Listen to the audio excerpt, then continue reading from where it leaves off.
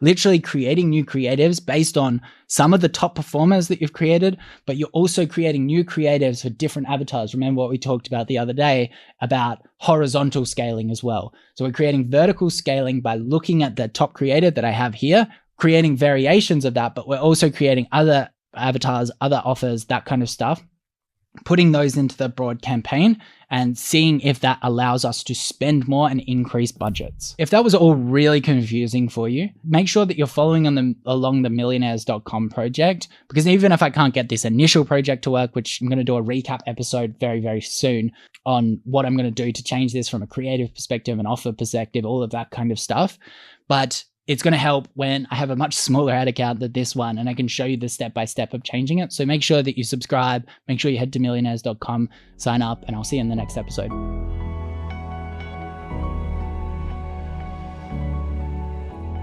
In this video, I'm going to cover everything that you need to know about email marketing. I'm going to show you a step-by-step tutorial about how to set up pop-ups, how to set up emails, including welcome series, abandoned carts, how to maximize profit per visitor to your store. Email marketing can be a really confronting thing for a lot of people, but realistically, with the tools that now exist, if we pick the right tool, then it can convert incredibly easily. And the setup is getting easier and easier every single day. So the tool that we're going to be using today is OmniSend. Now, for anyone that has a little bit of experience in this industry, it is quite difficult to know what to use, either Klaviyo or OmniSend. The reason why I'm recommending OmniSend today, and I asked them to be an affiliate for this video, is because we do want to keep things as cheap as possible long term.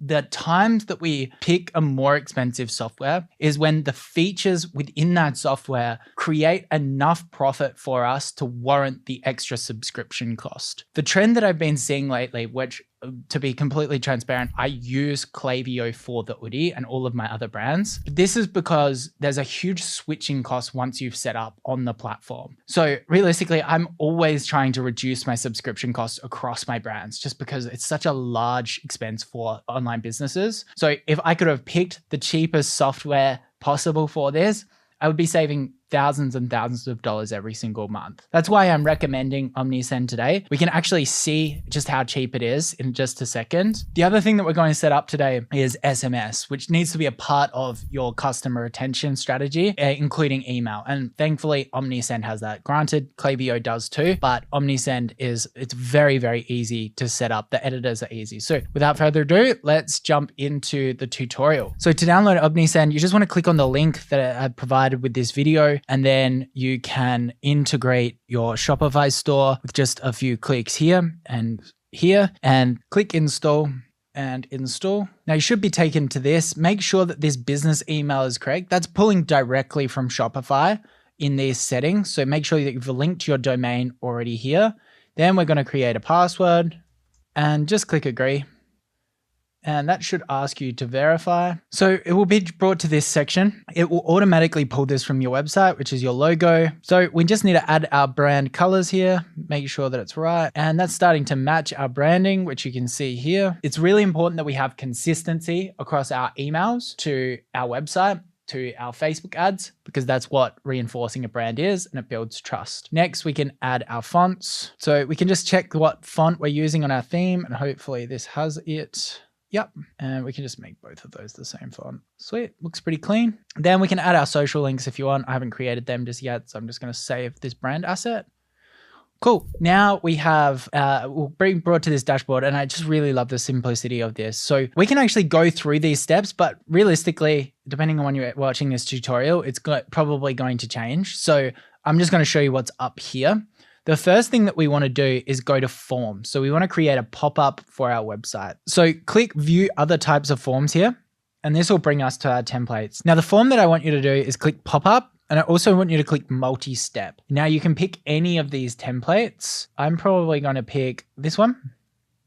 The reason why we want multi-step is because we want to create a micro decision where they say, yes, I want this discount. They'll be more likely to enter their email after that micro decision. So we don't need the big form here, which looks really ugly. We just want them to commit to it. And we want to change this image here. One thing I will point out about this editor, it's drag and drop over here, and that this will change the details on this side. We can click here to see the mobile version that we can have. So what I want to do is I want to make this form looks okay, aside from there being no product, of course, because this image is blending across to this color here. It's just a good way of making it so it just looks really uniform. So the way that we can do this is really simple. We come into Canva and we create a design, and we just want to click on this image to see the size of this image. So here we've got the form width, which is 590, meaning this is going to be 245 width. And then this is about double the height. So I'm just going to do there, maybe like 620, and I'm going to create that design. Cool. Now I can just add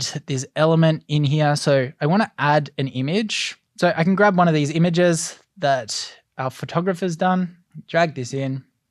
Now what we need to do is we're just going to grab like just a random shape, like a wave shape, and we're just going to put the curved edge in the inside, expand this as much as possible, and I'm just going to put that there, and I'm going to change it to one of my brand colors. Now I'm just going to save that image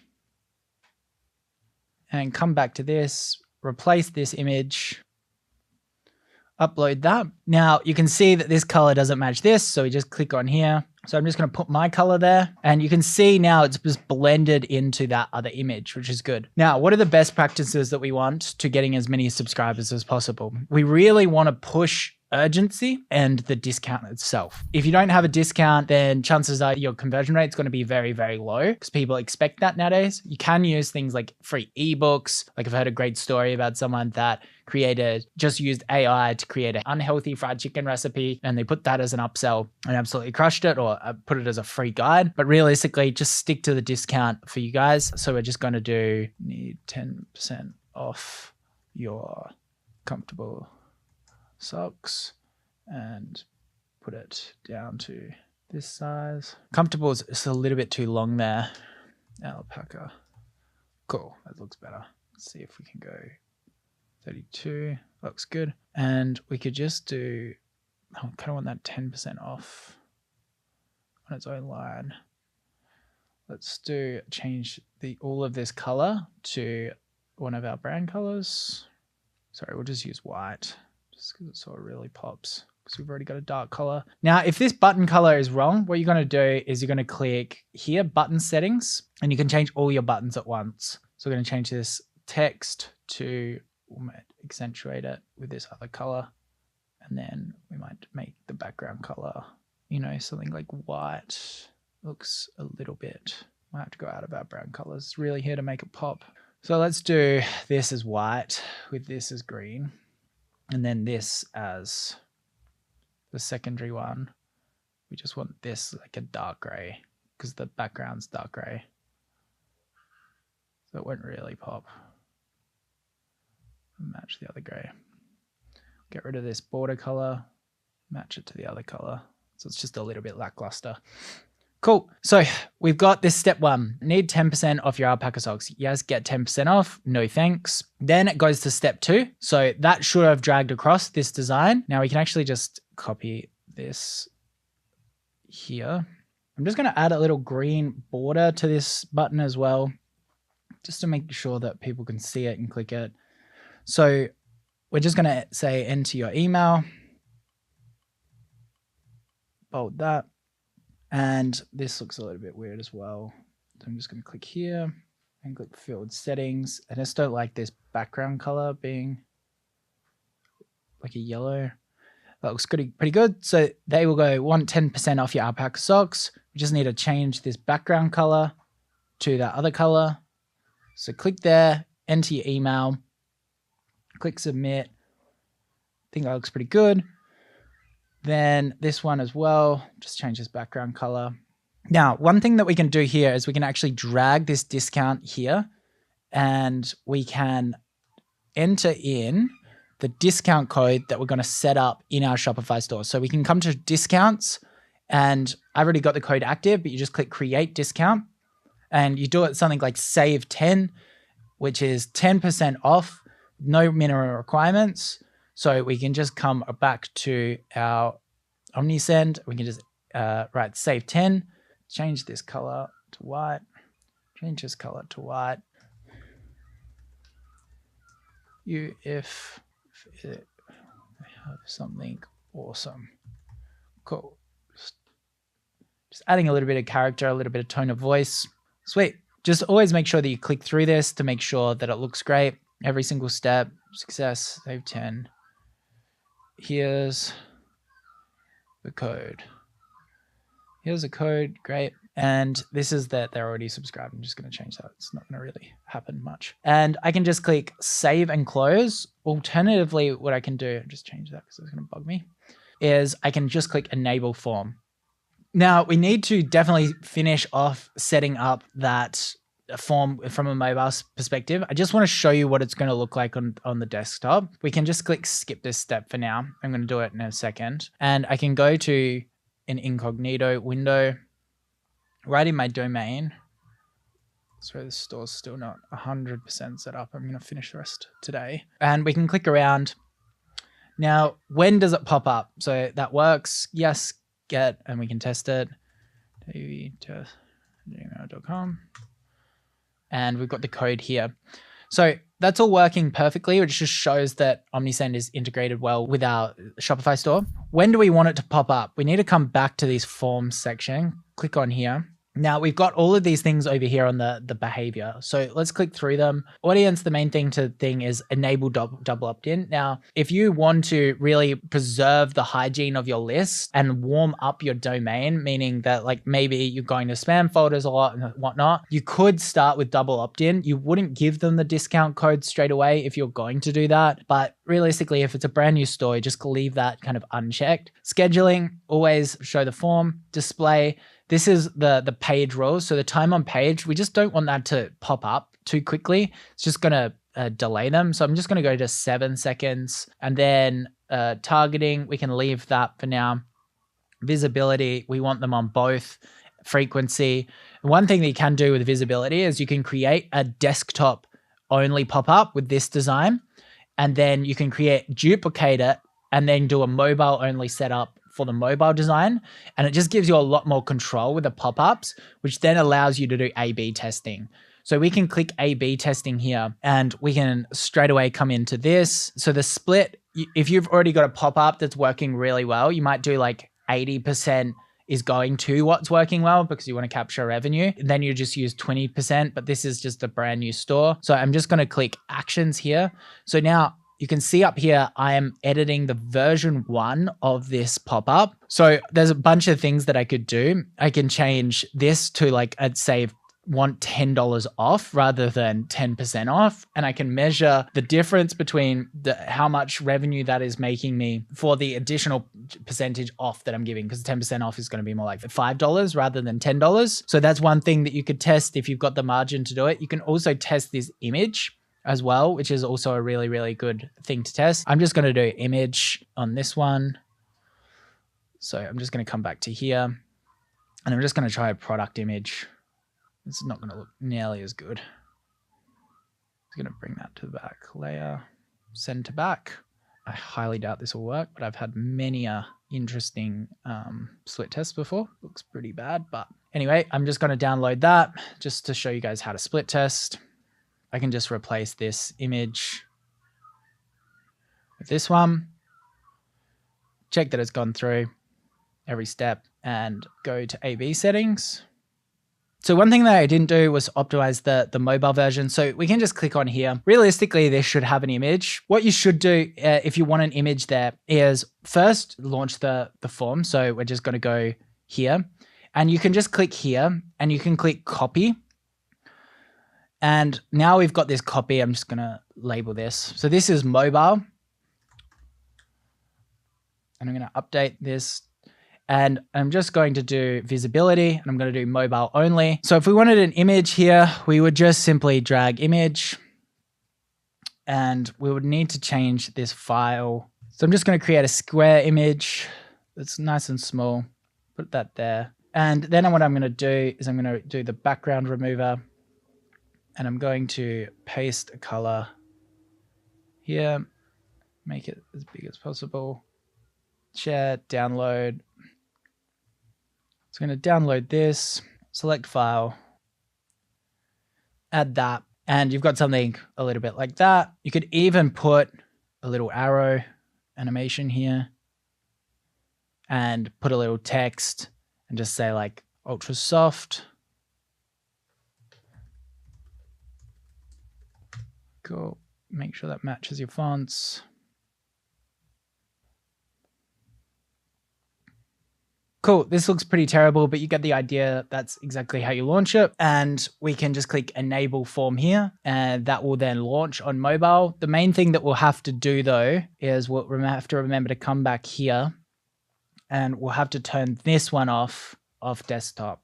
Desktop only, update live form. So now we've got the desktop is doing an A/B test. The mobile is just running.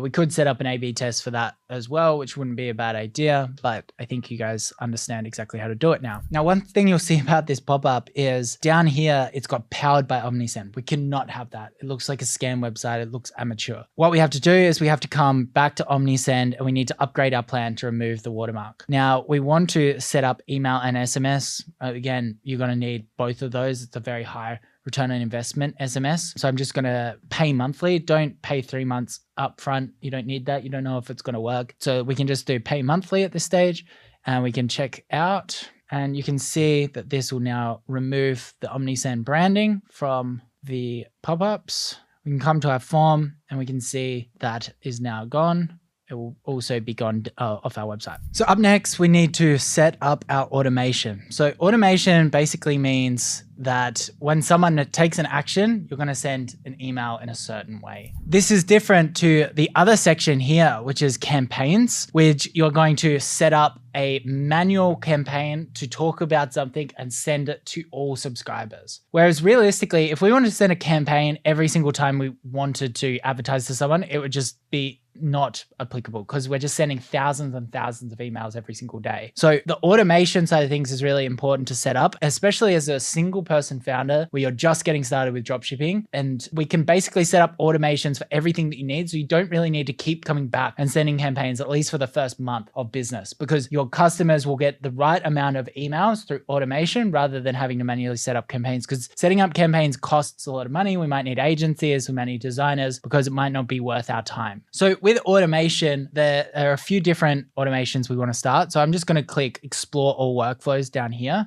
The main thing we want to set up is the welcome email. So the first one here doesn't have SMS. You can see that with the little icons. I'm just going to set up with SMS, and we get brought to this editor. On the left, we can drag and drop things into this sequence. This is what's called a trigger with this little lightning bolt here, meaning this is an action the customer took, which is they subscribed to marketing, which is like a list, which is we're going to set this up to be the pop-up. So they subscribe to marketing by signing up to the pop-up we set up in our store. Then the other thing to read is customers exit this workflow when they place an order. The welcome series is designed to educate the customer about your product because you may have not convinced them in the first place. There's no point us just continuously educating them in the exact same way as a person that has ordered the product. If someone has ordered the product, we want to ask them for reviews. We want to sell them different products. So we want them to exit this workflow, but we want to make sure that we can educate all of the customers that don't purchase through this workflow. So this is like a time delay. So you can see this flow action here. This is saying that when someone signs up, you'll wait 1 minute because they might order the product. Then you're going to send an email, which is dragged here, which is this welcome here. So we can just click on this. On the left-hand side, we have subject lines, we have pre-headers. So the subject line is what's going to pop up. The pre-header is the thing that's underneath that, which is also important. Then we've got the sender name as well. The sender name, we can actually do something like Davey from Big Textile, which just makes it feel a little bit more personal rather than the company. And then we've got the email here. We can receive replies to a different email address. Now, this isn't necessarily a bad idea eventually. You might want a customer service email versus a promotional email, but when you're first starting, you can just kind of leave that. You can save that, and then you can go to edit content, and we can check this out. Now, we're going to use AI to make sure that we're going to enter all of this. So the great thing about Omnisend is we can come across here and we can just basically go down from header down to add all of the elements that we want. So currently we've got this as our header, which I don't think looks too bad at all. I just will show you how we could change it. We could drag this header, and let's say we have lots of products. We could drag this and that would all link to the collections on our website, but I'm just going to delete that for now. I'm quite happy with this. Then we need to change this hero image, which is quite important. So we can scroll down and select something that looks good here. I don't mind something with a little bit of text in it. So we can grab that. Now I can delete this. I can delete that as well. Now, the main thing that we want to do is we want to add some depth to this email, similar to what we did before. So we can actually just use this graphic and we're just going to resize this to match the email. Let's go custom size, because it's 600 wide, the email, then it's going to be like 500.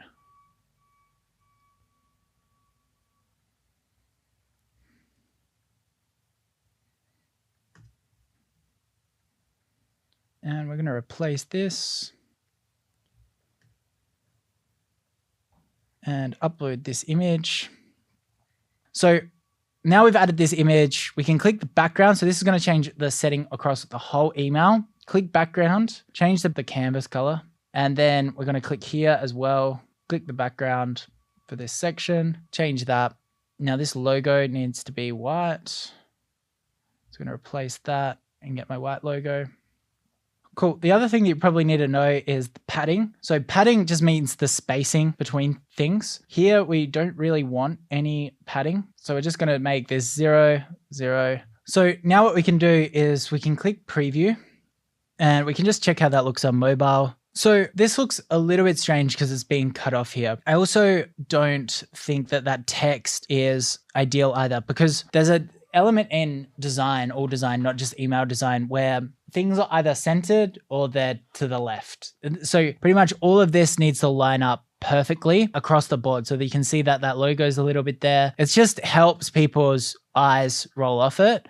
And also this is probably going to be a little bit smaller than our heading, which is going to look a little bit weird on email. So we can fix this. What we're just going to do is we're going to remove this image and we're just going to grab a different image. There's a 3D render. Realistically, I should have probably used this for the pop-up as well.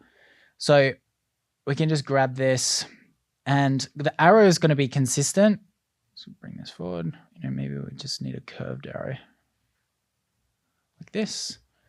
So I'm just going to download that image. I'm going to compress the images on Canva, but you can always, if you want to make the email as small as possible, you can just go to compress image and come to one of these, select the image that you've got. And I highly recommend doing this every single time. I'm moving quite quickly, but I highly recommend you add the image and you compress it, and you can see it as now 49% smaller, and it shouldn't really ruin the quality of it at all. I can upload from computer, drag this in, and that's starting to look good. It's really apparent the bad shadowing here, but I'm okay with that for now. Just going to go 0% padding, 0% padding. Stretch that out as much as possible. Now I'm going to add header text.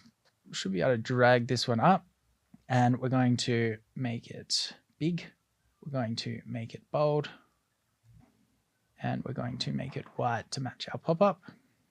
And we're going to go most comfortable sock ever made. Cool.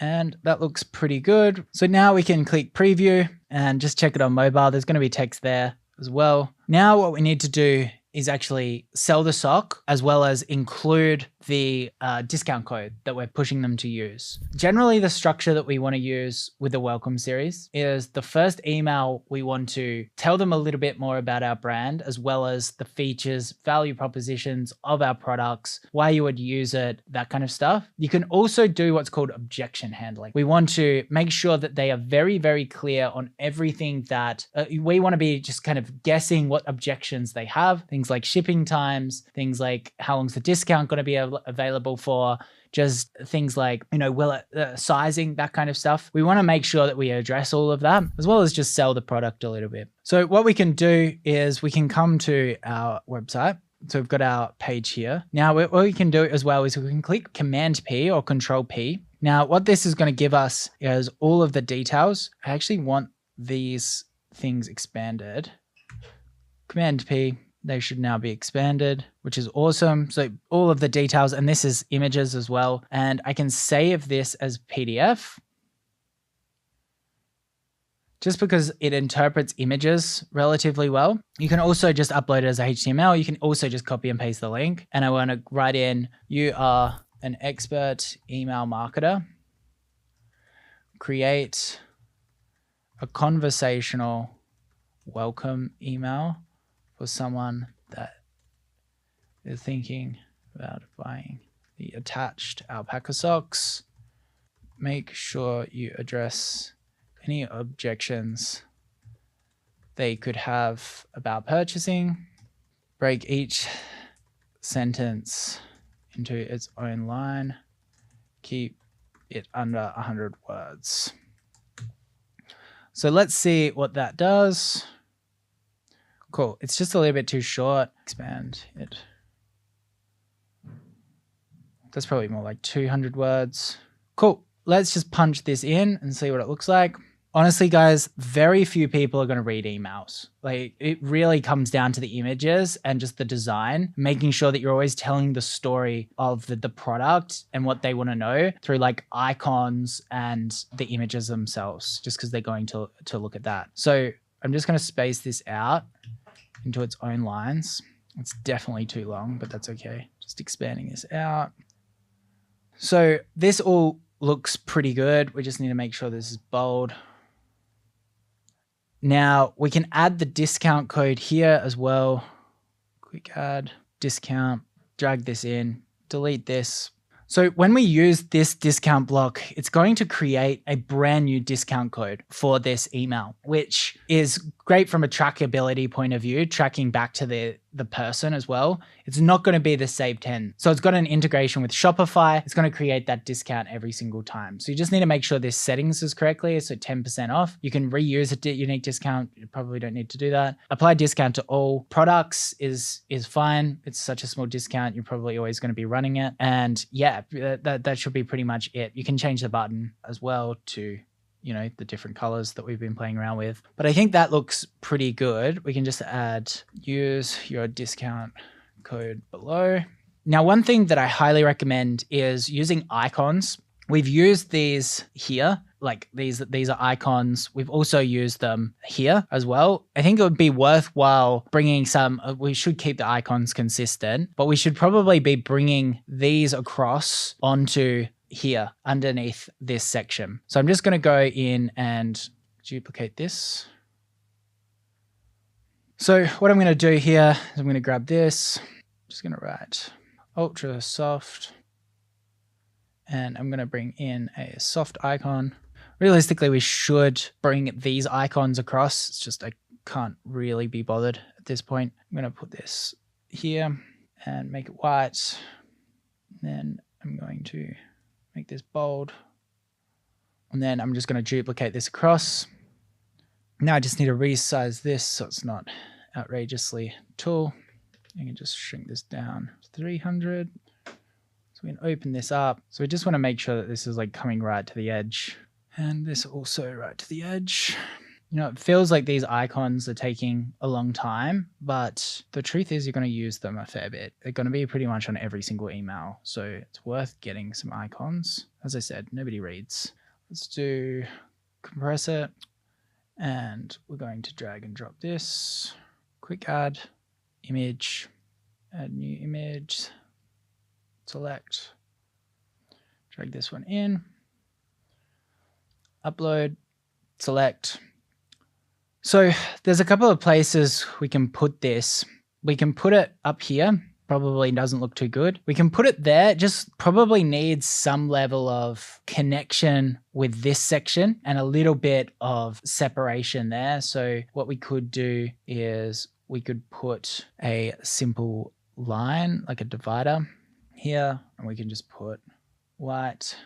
I just realized one thing that I didn't do well is we probably need a button here on this image simply because we want people to click and sometimes people don't even scroll. So let's quickly add a button here and go claim 10% discount and add the URL that we're sending to, which is peaktextiles.com.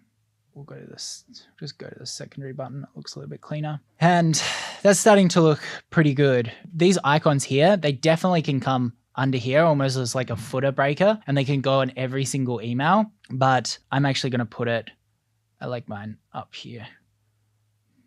Cool. Now that's our welcome email. Now you might think we're finished here, but what we need to do is we need to click save as template. This will make it much, much easier to create the rest of the emails in the welcome series, but I'll just do welcome template 1 and click save as template. So it's worth taking a step back and talking about types of emails that you could send. Types of emails that you could even prompt into ChatGPT, because the last thing that you want to do, I need to create another 2 to 3 welcome series emails next. So I don't want to just talk about just the general brand and just like welcoming them to the brand. If I do that every single time, it's not going to be great. There's a bunch of formats that we can follow. There's the general info email, which is kind of what we just did, which is great for a welcome series. We've got the main pain point email, which is kind of talking about let's say we're selling to tradies, it's blisters. We just do an email about blisters and how the product's features can give you that benefit. So you could do that a couple of times about different features until it really hits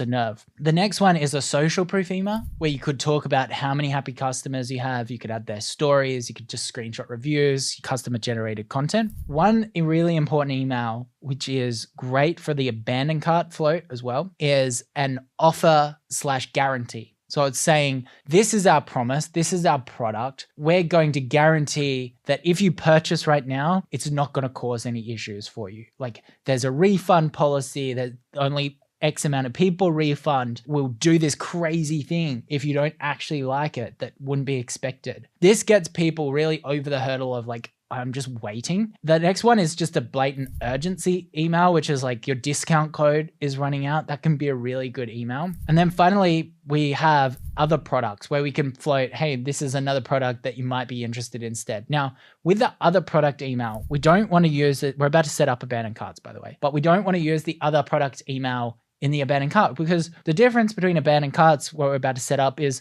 the customer has probably gone through the website a fair bit. They've probably educated themselves. They've probably seen a little bit more. So we don't want to just be like, hey, do you want to go buy this instead? That's just going to confuse it. We're trying to get them to complete the transaction. So we're using a lot of those other email formats is going to be the best way to go about it. If you're feeling really stuck with emails, you can just come to mild.com, which is a great free website. We can go into brands here and we can go into, some brands that we respect in terms of email. Brooklinen, great ecom brand. And we can just check out some of these emails and we can see, this is the final hours. This is an urgency email that I've talked about. Comforter, Your Way. This is talking about the brand itself. And you can just check out some of these formats and basically copy the template across. So to do that, what I could do is I could write in abandon, and we can actually, let me just write in cart, and I can go to United States, apply, and I'll probably be able to see a bunch of really good abandoned carts. So like this one, it's Urban Outfitters. Really, we want to look at e-com brands as much as we can. Let's just look at this one just from a copy perspective. So this is an abandoned cart email, and it's talking about this ends soon. It's adding a little bit of urgency. Talks about it's buy 2 and get free shipping free. So it's got an offer. It's got its 100% guarantee. Some really great, just basic email practices. Like the design's a bit lackluster, but like that doesn't really matter. It's nice and raw. Sometimes you can actually just run basic text emails. You don't actually need any images. I might actually show you how to set that up for the first abandoned cart. I won't be lazy and I'll show you how to do other ones, but I'll just, because this can work really, really well. Let's go into, let's finish editing this email. So one thing to do here is scroll down as well. And we've got this SMS, which is one day after they've signed up. I will definitely need to finish this, but we need to make sure that our privacy policy on our website is all set up. So you definitely want to set up SMS marketing, like guaranteed. We can go through this, verify our number and set all of that up now if you want, but I'm going to keep going with email and finish abandoned cart. And then I'll come back and set up that in a second. So to do this, I can just delete this for now and delete this for now. And I can just start workflow. You can go back to your website, sign up to the pop-up, check that you've got the email, check the formatting, always check your links as well. I've forgotten something. So come back into this editor, apologies guys, and click edit content. Because I've used this image here, it's really important we add an alt text here. I'll just do alpaca socks. Really important you add this alt text to make sure deliverability is good. You also want to add the URL to all of the images, just in case someone clicks that instead.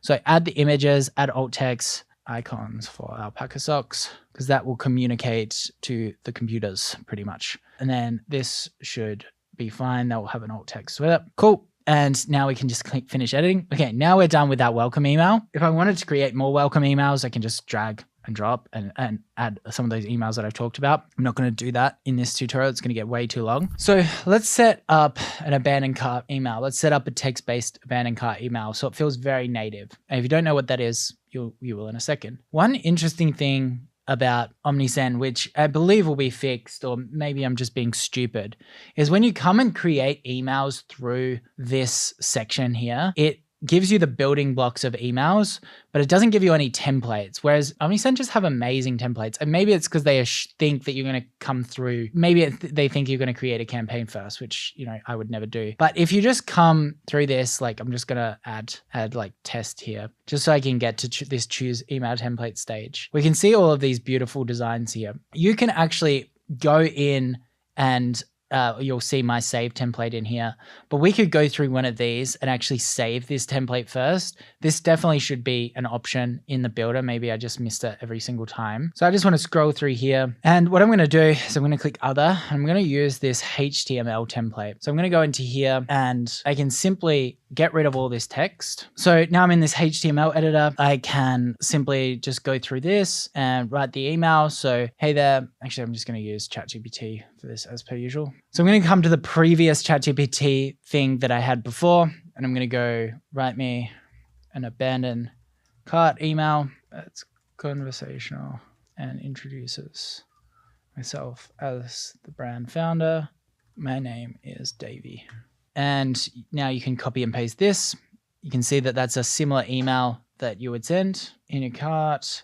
So you can see that there's no spaces in between this because it's HTML. So I'm just going to add some HTML code. Just stands for break. Cool. Hi there. Just wanted to personally reach out and I'm Davey, founder of the Peak Textile. I've noticed that you've left, so I wanted to share a bit more about them. From fans, we offer free returns. Cool. Realistically, this probably shouldn't be your first abandoned cart. You probably want to set up an automated one that will have the product image that automatically pulls from the website because it'll be integrated with Shopify. So it'll pull a product image and people will feel really comfortable. But I'm going to actually test this. Maybe I'll split test it just to show you guys how to do that. So hi there, just want to reach out. We're going to need a link here. Add a link to peaktextile.com. Give me the email in HTML. It's a Shopify link. So push it to the cart. Cool. Let's fix that. Cool. And this URL should change to /cart. So we add this in. So that all looks great. The layout is white as well. So this is going to come through and look really clean, really easy to read. And it's added a border. Gosh, why has it done that? Let's just get rid of this border. You'll just ask ChatGPT to remove the border if you don't know HTML. And this looks pretty good. So we can always test on mobile. So let's check the preview now. Looks good. Looks good. So it's worth noting that I was creating this in a campaign. So we don't actually want this in a campaign. We want it in the abandoned cart. So all I want to do here is I want to save this as a template, as our text-based template. And what I'm also going to do is I'm going to come back. So what we want to do now is we want to come down to automation and we can just preview these. This looks pretty good. We could just save this and you've got that product there. You can just change the colors. Look, I don't think I need this template. I think I created a pretty good template before. So that's just how you do it. I definitely wanted the text-based template. So now we come into automation, create workflow. So one thing you'll notice here is you have abandoned cart and abandoned checkout as well. Now abandoned, depending on how your website is set up. Abandoned cart is they might add the product to cart, but then never reach the checkout. The checkout is where you're filling out the payment details. So sometimes it's only one click after. Realistically, if you're an early stage store, you'll probably want to be sending the exact same emails to abandoned cart as abandoned checkout, and you can just have one flow. So what I'm going to do is I'm going to set up the early one, which is abandoned cart, and then I'm actually just going to duplicate the templates to abandoned checkout as well. Now we want abandoned cart, and we're going to customize this. So here we're coming to our triggers. And we've got when they add it to item to cart, and then customers exit when they place an order or they start their checkout. So I've got the right filters. Now I just need to edit this email and I can just click into edit content. Yes, save. 90% of the time you're going to be clicking save there. And you can see what I was talking about before. There's this product image here, which is really important. So what I need to do here, because I've only got a single product store. So, and for the most part, like you might want to show two products and two columns in case they're adding, you know, one hoodie and another. But I'm only going to add one product here because I only have one product. So now what I want to do is I want to come up here and click change template because I want my abandoned cart emails because they probably got that welcome email that I've set up, this one. So I want to modify this one from one of my abandoned carts, and then I'm going to split test this one to see what works best. So the one thing that we want to add here, which is different, which I talked about before, is this abandoned product section. This here is going to auto-populate whatever was on Shopify, what they added. I only have one product. You might have lots, so you might want to keep them. So I want this automatic product quite high up in my thing, probably not that high up, but anyway, I'll fix that. So we can probably build it all into this section, to be honest. We want to come here, product details. So that's going to have all of its image, price, all of that kind of stuff, strike through price. So what you can't see here is the text because it's just dark, but this will be like the product name and stuff like that. So I'm just going to change this, and also change this. And now we want a header text here, similar to this. I'm just going to delete this because I don't need. Actually, let me just keep that 10% just in case. Let me delete that and keep that. Don't need any of this text. So we've got that. Realistically, this button, we might just want to rebuild that down. I kind of want this section out, so I'm going to delete that. So now I can just change this text to you forgot your socks. Don't wait.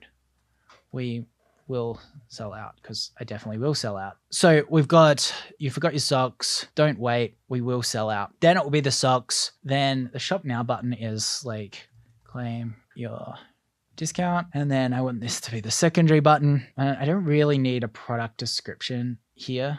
So I can come in here and get rid of the description. So this will auto populate with the product image, with the price, and it should look really good.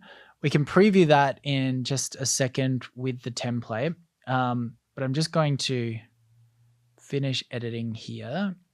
Now, I want to show you how to split test the alternative thing. So what we can do is we can add A/B testing here, and we can split participants 50-50, and then we can add another email here, and then add the email here.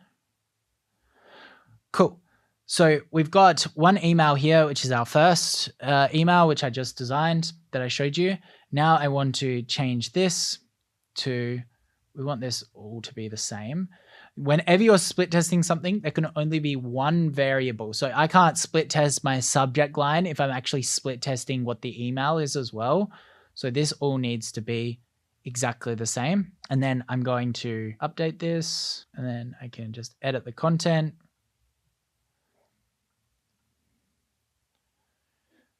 And I can go into templates, which I set up before, save templates, use this one, and that should look pretty awesome. And I can just click finish editing, And I'm excited to see the data for this. Now, what I need to do is I need to go through those other formats of template emails and go through these and make sure that there's a bunch of emails. I just want to show you how I set up OmniSend when I first start to make sure that the abandoned checkout, abandoned cart, it's great that there's the flexibility of abandoned cart versus abandoned checkout because it's just more data. But just as a beginner, you just don't need that customization today. It's just going to take too long. Like I need to focus on my creatives. So all I'm going to do is I'm going to just come back to these flows and I'm going to copy this abandoned cart. So I'm just going to call this abandoned checkout. And then, yeah, this should be good. That's the last thing that I need to do. I need to delete this exit condition here. So just so that makes sense, I'll slow it down. If they go add it to cart, and then they abandon, they'll get the other flow. If they check out, there was an exit condition on the other flow that started a checkout, so they would be removed from that one. Then this one would kick into place. If we had that exit condition of if they start checkout, then this is not going to work. It's just like a loop. So I can just click publish changes there, and I'm going to let them finish the workflow. And this is now, I'm just going to rename that. It's going to bug me. Abandoned cart. Sweet. So now what we've done is we've created an abandoned cart, abandoned checkout, a welcome series. I need to expand these emails. I need to monitor the split tests. And the next round of split testing that I'll do is just subject lines. Subject lines, you can just come into ChatGPT and you go, write me 3 subject line variations for the welcome series. Cool. So let's do, write me 10 subject lines, be direct, talk about the product. And we can just grab a bunch of these subject lines and split test them, easy peasy. And we can monitor that accordingly. We probably want 3 abandoned carts, 3 welcomes. The only other automation that you might want is creating a workflow, which is this a browse abandonment, which means that they kind of look at a product and then bounce. I don't need that. I think mine's fine. At this stage, we've got other things to focus on. The final thing we do need to talk about is SMS. So if I come to this welcome series, I'm going to do abandoned cart, because that's going to be the highest return on investment. And I come into here, I can add an SMS here after 11 hours, which is going to be really, really great just to remind them. So I can come into here, Peak Textile is the name. I can say, hey, we still have those socks you were looking at. Head to textile.com and use code SAVE10. Cool. So again, you can use ChatGPT to punch this stuff in. So you can see here, head to there, which is great. Textile.com. Sweet. So I've just added the cart. We don't want to add any gifts or anything like that. No point. You can see the recipients will get. Now, what we need to do is we can publish these changes. Now, one thing to note, guys, is the abandoned cart, that they might not have the phone number, right? Because you're going through this checkout here and you're only putting your phone number in at this point, which is important. So realistically, the SMS needs to be in the abandoned checkout flow. That's where it's primarily going to get its juice. So I'll duplicate this across first, finish off your abandoned cart series, what I was showing, and then just duplicate once you're finished to the abandoned checkout. Okay. So I'm going to click verify here, and we just need to go through all of these steps. So we can click verify number here, enter your details. There's a lot of compliance around SMS for obvious reasons. You can get big fines if you don't do it properly. So it's really important that you set it up properly initially. And that's what they're just trying to verify. So to get this approval, what we need to do is click settings, and we need to come down to checkout. And then we need to scroll down here. First, we want to select a phone number and email, but we want to come into this with email, and we also want to click SMS. So this setting will pop up. So we definitely need to change our privacy policy. as well to match this. But what we can do now, I'm going to do that in a second, is, and again, you need to check with a lawyer in your local area to ensure that you are compliant in the region that you are selling. I am not liable for your mistakes in your region. I'm going to get mine as compliant as possible for my regions, but you should get some advice. So I have now clicked, I've opened that option up. So now when I come to my cart, and I come here, there's going to be text me with news and offers. I can change this text if I want in the code, but realistically, if as long as they opt in here, it's good. We don't want to pre-select this stuff. That can cause us real issues. So then we want to go, that is all saved, and we can basically show this. We can screenshot this and upload that. So we need the sign up form that you're using to collect SMS, your store's checkout page, and information how you maintain your consent of your privacy policy. So I'm just going to upload that screenshot. And I'm just going to submit that. If it doesn't work, then I'll let you know. I've got to, I might have to upload a little bit more details about my privacy policy, but I'm just going to submit that, and I'll add extra to this video if it doesn't work, or I'll add it to millionaires.com about how to get that approval. I'll work with the OmniSend team to sort that out. So that's now verifying the toll-free number, which will be really, really handy. And aside from that, we probably need to go through some other compliance stuff. So let's just use ChatGPT. I want to send SMS in USA. What are the main compliance steps I need? It's Shopify and OmniSend. Cool. So the customers must explicitly opt in for SMS marketing. We've set that up. What promotion they'll receive. So all of the messages need an unsubscribe.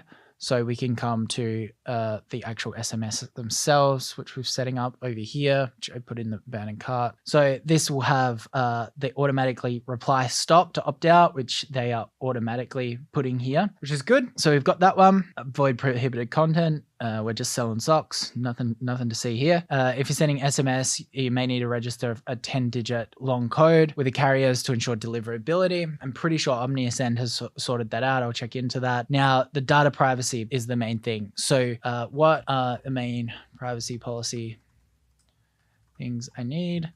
And I might just go into my privacy policy. For those that don't know, you can actually just click here to find this. And I'll just put this. Cool. So we just need to go through all of this stuff.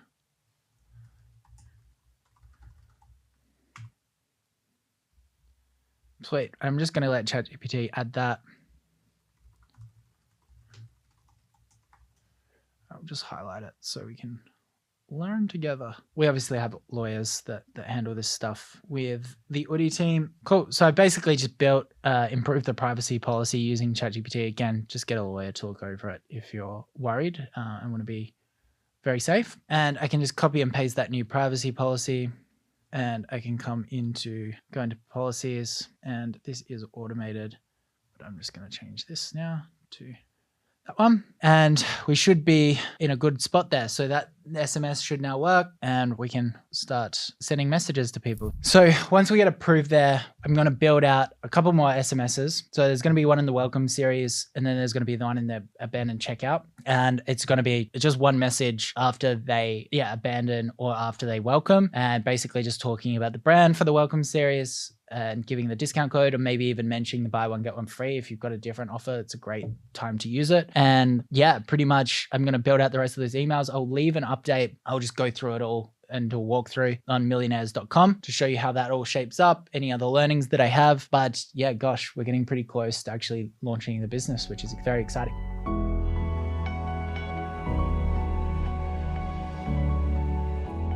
Welcome to this complete Google Ads tutorial. It doesn't matter if you're a beginner. By the end of this video, you're going to know everything that you need to know about running profitable Google Ads. In this video, I'm going to cover how to set up all your settings, how to launch and scale profitable Google Ads.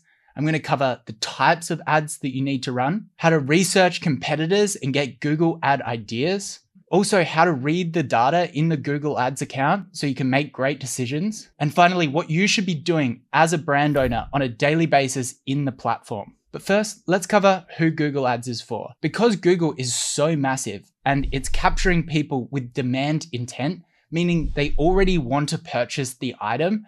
It's generally used for almost every single business.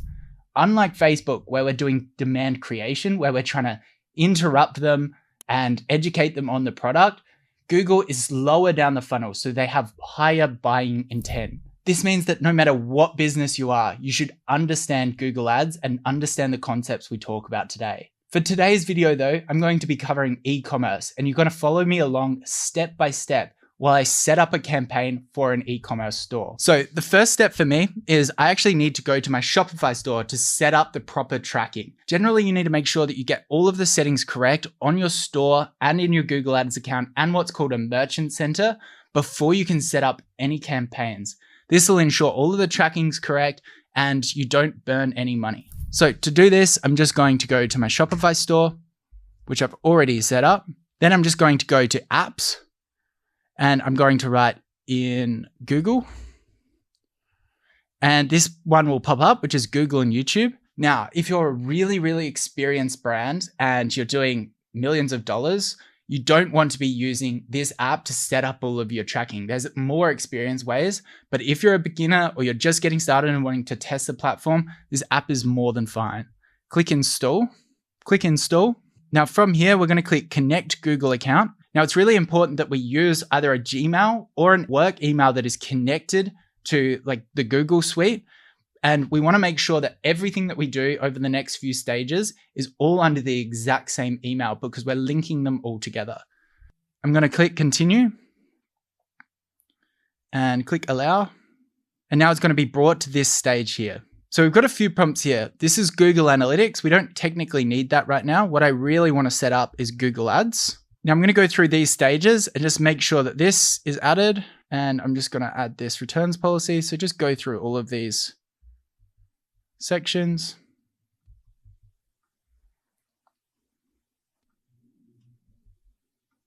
Now we'll be prompted to connect a Google Merchant Center. If you don't have one connected to that Gmail that we just set up before, you can just click create new, and it should automatically populate one under that Gmail. We can click connect, and this will automatically start syncing our products to this Google Merchant Center. That's now then been approved. Now we can keep going down here and we just want to enter a phone number. If there's something not selected here, make sure you just click select and enter it.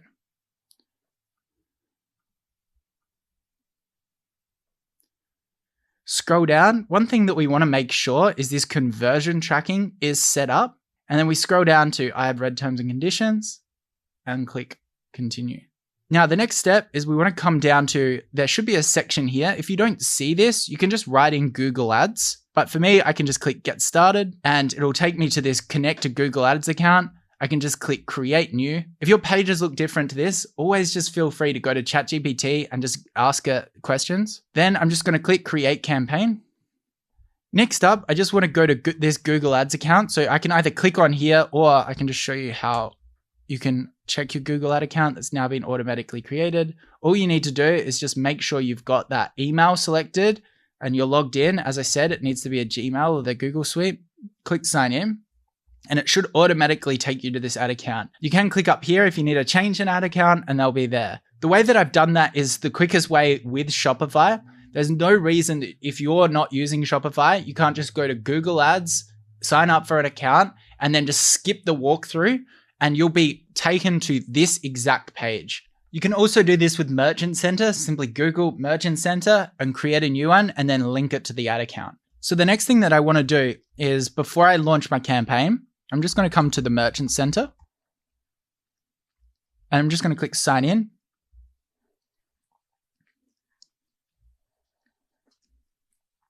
And I'm just going to go through all of these prompts because they'll generally tell you what's going wrong. So these are not approved. We can just click products that need attention. So you might be wondering what's the difference between Merchant Center and Google Ads. The data is feeding from the Shopify store, so where you've set up all of your products. Then it's getting pulled into the Google Merchant Center to be approved and you can apply certain settings from it. Some of this will be automatically, as I said, pulled from Shopify. And then the ads platform, Google Ads, is pulling directly from the Merchant Center as well. So I'm just going to go through these sections. So this is just missing shipping information. So you can also come up here to find certain things, but it's also on this left-hand side. We can come to shipping and returns, and we can add a shipping policy. Now this is going to match what you have set up in your Shopify store in your shipping section. So I can come down here, go to shipping and delivery, and I can come into here for my Australian zone. So I've got standard shipping, 7 to 10 days. I'm going to add my other countries. Click continue. Select all products. It's 1 to 3 days. Transit time is 6 to 8 days, which will then make the total delivery day 7 to 10 days. And then I'm just going to do flat rate, $7.99. Click save. And click done. Then we can come back to products.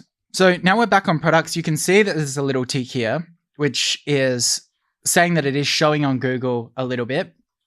But if I do click into this, there's still going to be things that need attention. Let me just come back here. Needs attention.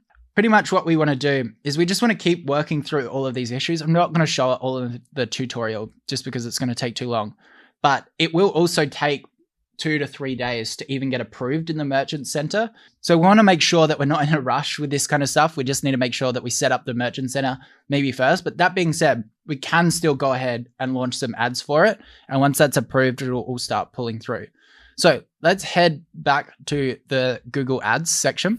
So there's actually a fair few different ways that we can set up a campaign, especially with a brand new website. If you have no sales whatsoever, and you're just wanting to test this channel or even test the product, which is the situation that I'm in, you can easily set up just a Performance Max campaign. Now, Performance Max is a campaign where it kind of goes to all placements around Google. It's going to go into search ads. It'll go onto Google shopping ads, which I'm sure you've seen, and it'll go everywhere. This is basically Google taking control, saying, you don't really know what you're doing. Let me try to convert this for us. Just give us as much information as possible and we'll make it happen. The type of campaign that we're going to set up really depends on where your business is. So if you're just a brand new website and you're trying to kind of get a little bit of data on the product or whether Google is viable, and you don't have a huge brand already, which is the exact position I'm in, then you're going to treat it really different to something like the Udi or someone that has been scaling on Facebook or has had a really big business for a long time. And they're just like, I'm finally going to go onto Google. They're completely different. I'm going to show you the brand new website because I'm assuming that's kind of where you're at and try to describe the best way to set that up. In Google, we have a lot of placements because they own so much of the internet. If I just write in best plumbers, you'll see this section here. So this is what's called Google search campaigns. Now, this is quite a good placement to have, but when we write in something like best socks for running, we will see the main campaign that all e-commerce stores will be running and the most budget will be going to, which is called Google Shopping. Some other placements include YouTube, which is obvious, but you've all probably used YouTube. You're probably watching this on there now. But we also have the display network, which is a network of just blogs and a bunch of the internet that Google pays people to host their ads on there. So it's really quite confusing. Where do we place it? This is why they've created this new campaign about a year ago or so. They created the campaign called a Performance Max campaign, which is similar to, if anyone's watched my Facebook videos, it's similar to an Advantage Plus campaign. With the Performance Max campaign, we're just going to give it a bunch of assets. So we're going to give it some images, headlines, all of that kind of stuff, our logo. Then Google is going to go around the internet and place these ads in certain places. Granted, the majority of it is going to go to this Google shopping ad. And this is why it's really important, because this Google shopping ad is pulling directly from the Google Merchant Center that we set up before. That's why it's so important to, before you run Google ads, to set up that Google Merchant Center correctly. If this is all feeling really confusing, don't worry, we're going to set it up step by step. But first, I want to give a disclaimer with Performance Max. Some Google experts, rightly so, will suggest setting up a search campaign initially and a Google shopping campaign manually rather than Performance Max, because they are therefore controlling where the placements is going and getting a lot more data. This will then allow them to really hone in on the learnings and make other decisions when they're setting up their Performance Max at a later date. I don't suggest this for most of the people watching this video because you're just a beginner. So I want to get you a little bit of data. I want to get the campaign launched, and then we can analyze and optimize the campaign structure, creating other search campaigns, creating other exclusions as well, which I'll explain towards the end of the video. So let's get this campaign running. So to create our first campaign, we just click new campaign in the ad account. Then we want to come to sales, ignore all of these things at the moment. Then we can scroll down. You can check this conversion action error. Mine is currently inactive, either because I've done something wrong. I don't think I have, but I think it's just taking that 3 hours to verify. So I'll check on that later, but I can still continue. Same with the merchant center, considering the products are populating. I can still continue and get my campaign set up today. Now, these are the campaign types that I was talking about before. We've got search, performance max, demand gen, display, shopping, and video. I'm going to come to performance max, click on that, and it should select that merchant center that I've already got. And then we can change the campaign name. So performance max testing. And this campaign name won't affect anything. This is just an internal tool for you. So next we've got the bidding strategy. So we've got 2 options here. We've got conversions and conversion value. If you had a store with 10 different products and you had socks, but then you also had a $150 jacket, a $300 product, if you just selected conversions, it very well may push towards optimizing for the cheaper product because it's easier to convert a cheaper product. There's less buyer decision. But if you selected conversion value, it might give you a better optimization there because it's optimizing how much revenue is coming. I'm going to select conversion value. Mine's a single product store. It's fine. So to calculate what your target return on ad spend is, I will leave a free calculator on millionaires.com that you can calculate it. But basically what we want to do is we want to find, let's say we're selling a product for $100. Then it costs us $40 to get it to the customer. We have $60 left over. Let's say we want 20% profit left over. So we'll need to minus another $20 from that existing $60 that we already had. That means we have a target CPA of $40. To turn that into a ROAS, we do 100 divided by that $40, which equals 2.5. So I can set a target ROAS here of 2.5, which is actually 250% here, because Google talks about ROAS in just a little bit of a different way, just to keep you on the toes. So 2.5 would be 250%, 2 would be 200%, and so forth. But for me today, just because I want to make sure I get some data and I want to try to find the true kind of cost per acquisition and true ROAS for this product, because I just have no idea if it's even going to work, I can just remove this and I'm going to get a little bit more data. Because if you put metrics in here that Google just can't fulfill, it just can't make it happen, it's just going to spend way, way less and it's going to slow down your learning. So then I'm going to go to customer acquisition. So you've got optimized campaign for acquiring new customers. This is not applicable for you at the moment. You can just leave that. And then I can come into countries. I'm going to enter in all 3 of my countries. So I've got all 3 of my countries there, and I can scroll down. I can leave languages, and then we can come to this thing called brand exclusions. Now, one thing that's really interesting about Google, because Google is kind of this like last click place that people go to. So you set up a billboard or something. People are going to see that, and what are they going to do? They're not always going to see the URL in the bottom corner of the billboard. They're just going to go to Google and search it. If they search your brand name, chances are that customers kind of already going to go to your website anyway. And we don't really want to give Google the same amount of money to that customer as if we were to someone that maybe was Googling a competitor, or maybe they're just Googling for socks in general rather than our peak textile socks. So we want to spend more for the customers that have no idea who we are, and we want to spend less for customers that we may have already spent a little bit of money educating. Now, if we just give Google free reign to do whatever they want, they're going to mash all of that together and take credit for kind of everything, which is not good.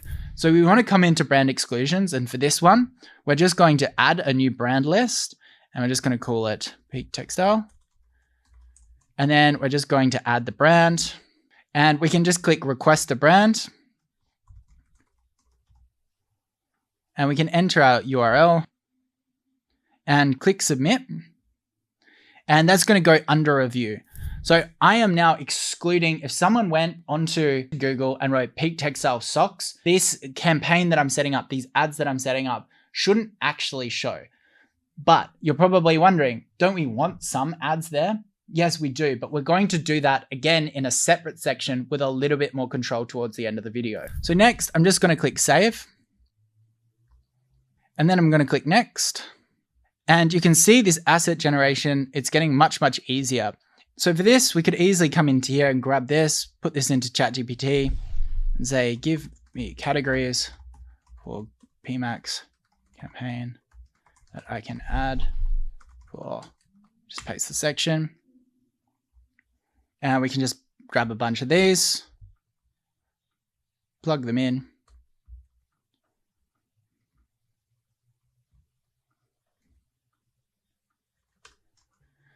Then we can scroll down here. This is pulling directly from my website. You can use ChatGPT to create this, but I'm pretty happy with that.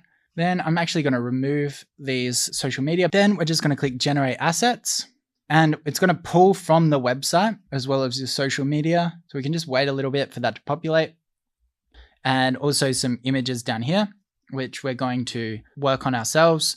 So we just want to make sure that we grab this final URL. Now I'm actually going to use my product page because it looks way better. It's actually optimized. So I'm just going to put that there. So if you're wondering what does make a good headline, we can just come into a new browser and we can go Google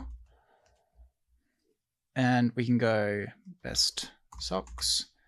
And a lot of them are going to be shopping, but we can just click through. Oh, there's some here. So you can just check out some of these other people within the industry and you can get a few ideas that way. Alternatively, what we can do is we can come to ChatGPT and we can grab our product page. We can go create me 15 headlines for Google, make them creative, and study my product page.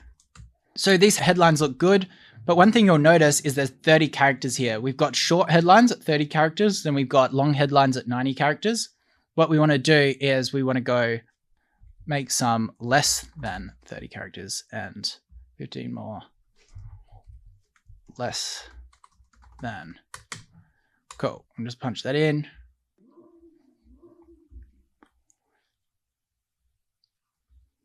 Cool. So we can just punch those in. There's not too many of those. More, please. Always be polite to ChatGPT. Cool. Now we've got some. And we can just punch these in. Remove some of the things that you don't think are compelling. Now we do want to give it all of the options because, as I said, Google's just going to mix and match and make things happen. Make sure that we've got kind of two, if you've got multiple avatars, let's say you're selling to mums, but you're also selling to grandmas, make sure there's a couple of headlines and assets for each of those demographics. So for me, it's going to be hikers and also builders. Cool. Scroll down, sub some of these long headlines out. Actually, they're pretty good. So next we've got the descriptions, which is going to be this section here. So we've got the headline, then we've got the descriptions. So I'm actually relatively okay with these descriptions, but realistically we can always come back to here and create descriptions. Cool, and we can copy some of these. So they're too long, so we've got create descriptions under 90 characters. And we can send that. And we can paste them in.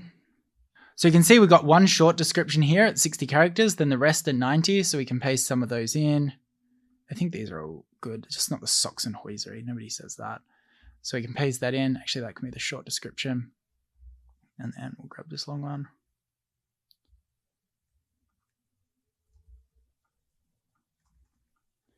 And paste that in. Then we can scroll down to images. Now, for images, one thing that you can do is you can go to Google Transparency Center. and come into here. This is just basically the Facebook ads library. And you can come to e-commerce brands like the Hoodie. And you'll be able to see a bunch of image ads that we're probably running through our Performance Max campaign. So you can see there's just basic lifestyle images with influencers. There's some with like reviews on it. There's some big graphics where we're talking about the features and benefits of the product. We've got proper photo shoots with offers on it.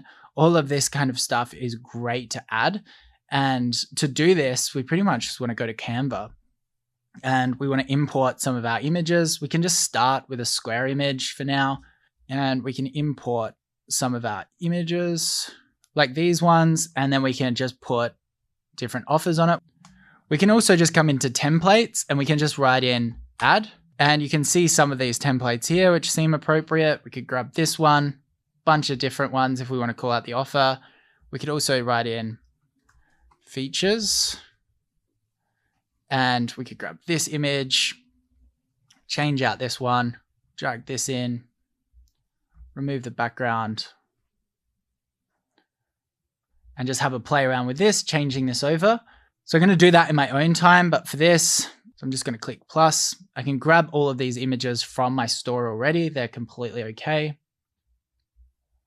And then I'm going to upload a couple that I already have that I uploaded for Facebook ads. Which is this one. Now, if you had your social media, you could click website and social media here.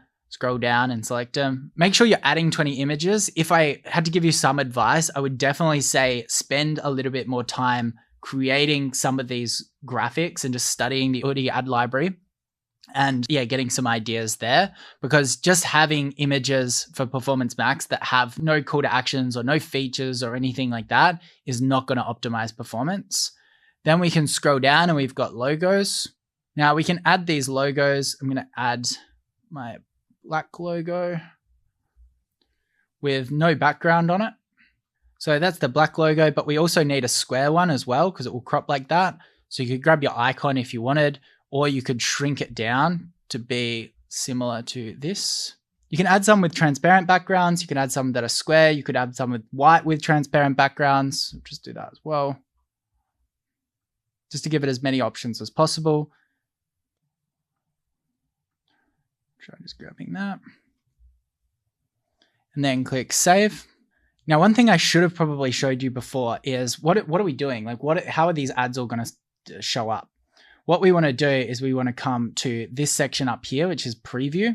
And we can actually see where some of these ads are and how they're actually going to look. So we can go to search up here. So you can see if we change these headlines, this is going to change. We can also click through this and see a bunch of different examples to see how it's going to preview. So we can check out the Gmail ads, all of that kind of stuff. So I'm going to scroll down here and we're just going to say this pick textile that would have auto-populated. Then we've got videos. Now the videos are primarily going to be displayed on YouTube, but we don't have to set this up right now. We could upload some of the Facebook ads that we're creating for the brand and put it in there.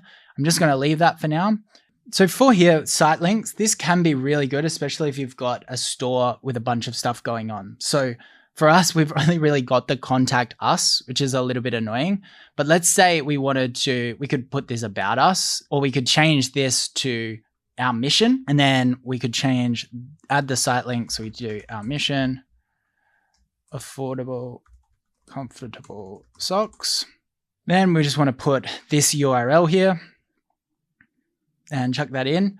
And we want to just add a few site links. We could add our sizing guide here on its own page. We could also add things about sustainability, just whatever unique things that you've got on your website. Now, for site links, you might also have, for example, men's or women's, if you've separated it, which is a really, really good way to go about it. And then we've got the call to action, which we want to leave as automated. So I will explain these more asset types. This promotion tabs is really good. I am running a buy one, get one free. So I might set that up for Black Friday. You just click the occasion type and set that up. Alternatively, we've got prices. That's kind of not really that important for us. Calls, I don't have a phone line set up, so I'm not going to use that. Callouts is another really good one. This is just another place where we can just give Google more data, so we can do free shipping over $70. Then we might just do the buy one, get one free in the call out for now. And then we could just do the perfect gift. So just anything unique. If it's made in Australia or the US, you'll just call that out as well. Just going to apply that. And then we've also got structured snippets. We can leave that. Lead forms, we can also leave that. Now we've got signals. So we can add, this is basically pushing Google in the right direction of where we want to advertise. It's not exactly targeting these things, but it's just giving it kind of a little bit of a push in the right direction to accelerate its learning. So you can't really stuff this up. So I could just do socks. I could do hiking socks, workwear, that kind of stuff, and see how that goes. And I'll also just add alpaca socks. And then we've got audience signal, which I'm going to leave and just click next. And then we come to budget. Now, depending on your budget, and if you're just getting started, this might feel really, really high. I'm just going to set this at $20 today, because I'm also going to be setting up a second campaign where you might remember I have excluded my brand from this. So when someone sees my Facebook ads and they write in Peak Textile, it's not going to show up. So I need a little bit of budget left over for this branded campaign as well, which I'll massively reduce the budget for that and reduce the target acquisition, because one thing that we're going to notice is that we will probably be seeing 2 or 3 times the cost per acquisition. So the amount we have to spend for the things that aren't branded, which is okay because we haven't spent any other budget for those customers. So I'm just going to click next here. And realistically, I probably should have named this Performance Max non-branded, because this is the non-branded campaigns. Sorry about that. And if you want, you can click through these and add some of these things. I'll add some more site links in a little bit as I fix my website. And I'm just going to click publish campaign. Now that's going to prompt me to enter my payment methods up here. So I'm going to click fix it and create new payment profile. Make sure this all matches. Then we can add a payment method, add the credit card, click submit. And then that should go through an approval process. Because that was so easy and we didn't spend a huge amount of time optimizing the ads, doing research, it is likely that we're going to have to spend some time to optimize it, getting things right. And just data needs to come through the account. I have, however, seen multiple brands that I've launched where, because there was just nobody advertising on Google Shopping for that product category, that setup absolutely flew. And so it's definitely worth, in the validation stage, you getting used to setting up something like that to start getting some data. But we definitely also want to set up the branding campaign, because that's probably where we're going to get the most results, because we're driving traffic through Facebook. So what I want to do now is I want to come to this Performance Max campaign. I'm just going to click down here into campaigns on this left-hand side. We can see this one here, non-branded. So I'm just going to select this campaign, click copy, click edit, click paste, and I'm just going to click paste. This is going to create a duplication of this campaign, and then I'm going to edit it. And I'm just going to edit this label first, and I'm going to change this to branded so I know which one I'm changing. Click save. Then I'm going to edit the campaign. Then I'm going to come down to additional settings, and I'm going to click this brand exclusions. I'm just going to remove that, and I'm going to click save. Now, one thing I could do is come into this budget and bidding, and I'm just going to change this to be far less budget to $5 a day. And I also could come into this and change the target return on ad spend, like I was talking before, to a much higher level, like 2, 3, 4 times the amount that this one is getting targeted at. Because again, these customers already spend a lot of money, maybe educating them, and we don't want Google to just take more money from us. But instead, I'm just going to leave that for now, because again, I'm just trying to get data through for the tutorial. So that should update. We got $5 there on the non-branded. This should show up for Google Shopping now when someone writes in Peak Textile, which I think is going to be important. Also, this is going to start popping up for things like best hiking socks, all of that kind of stuff. So yeah, let's let this run just for a little bit, and then I will walk you through the actual results. Plus, I'll also probably show you a Google Ads account that has a lot more spend and how to optimize that kind of on a daily basis, but we'll see how we go.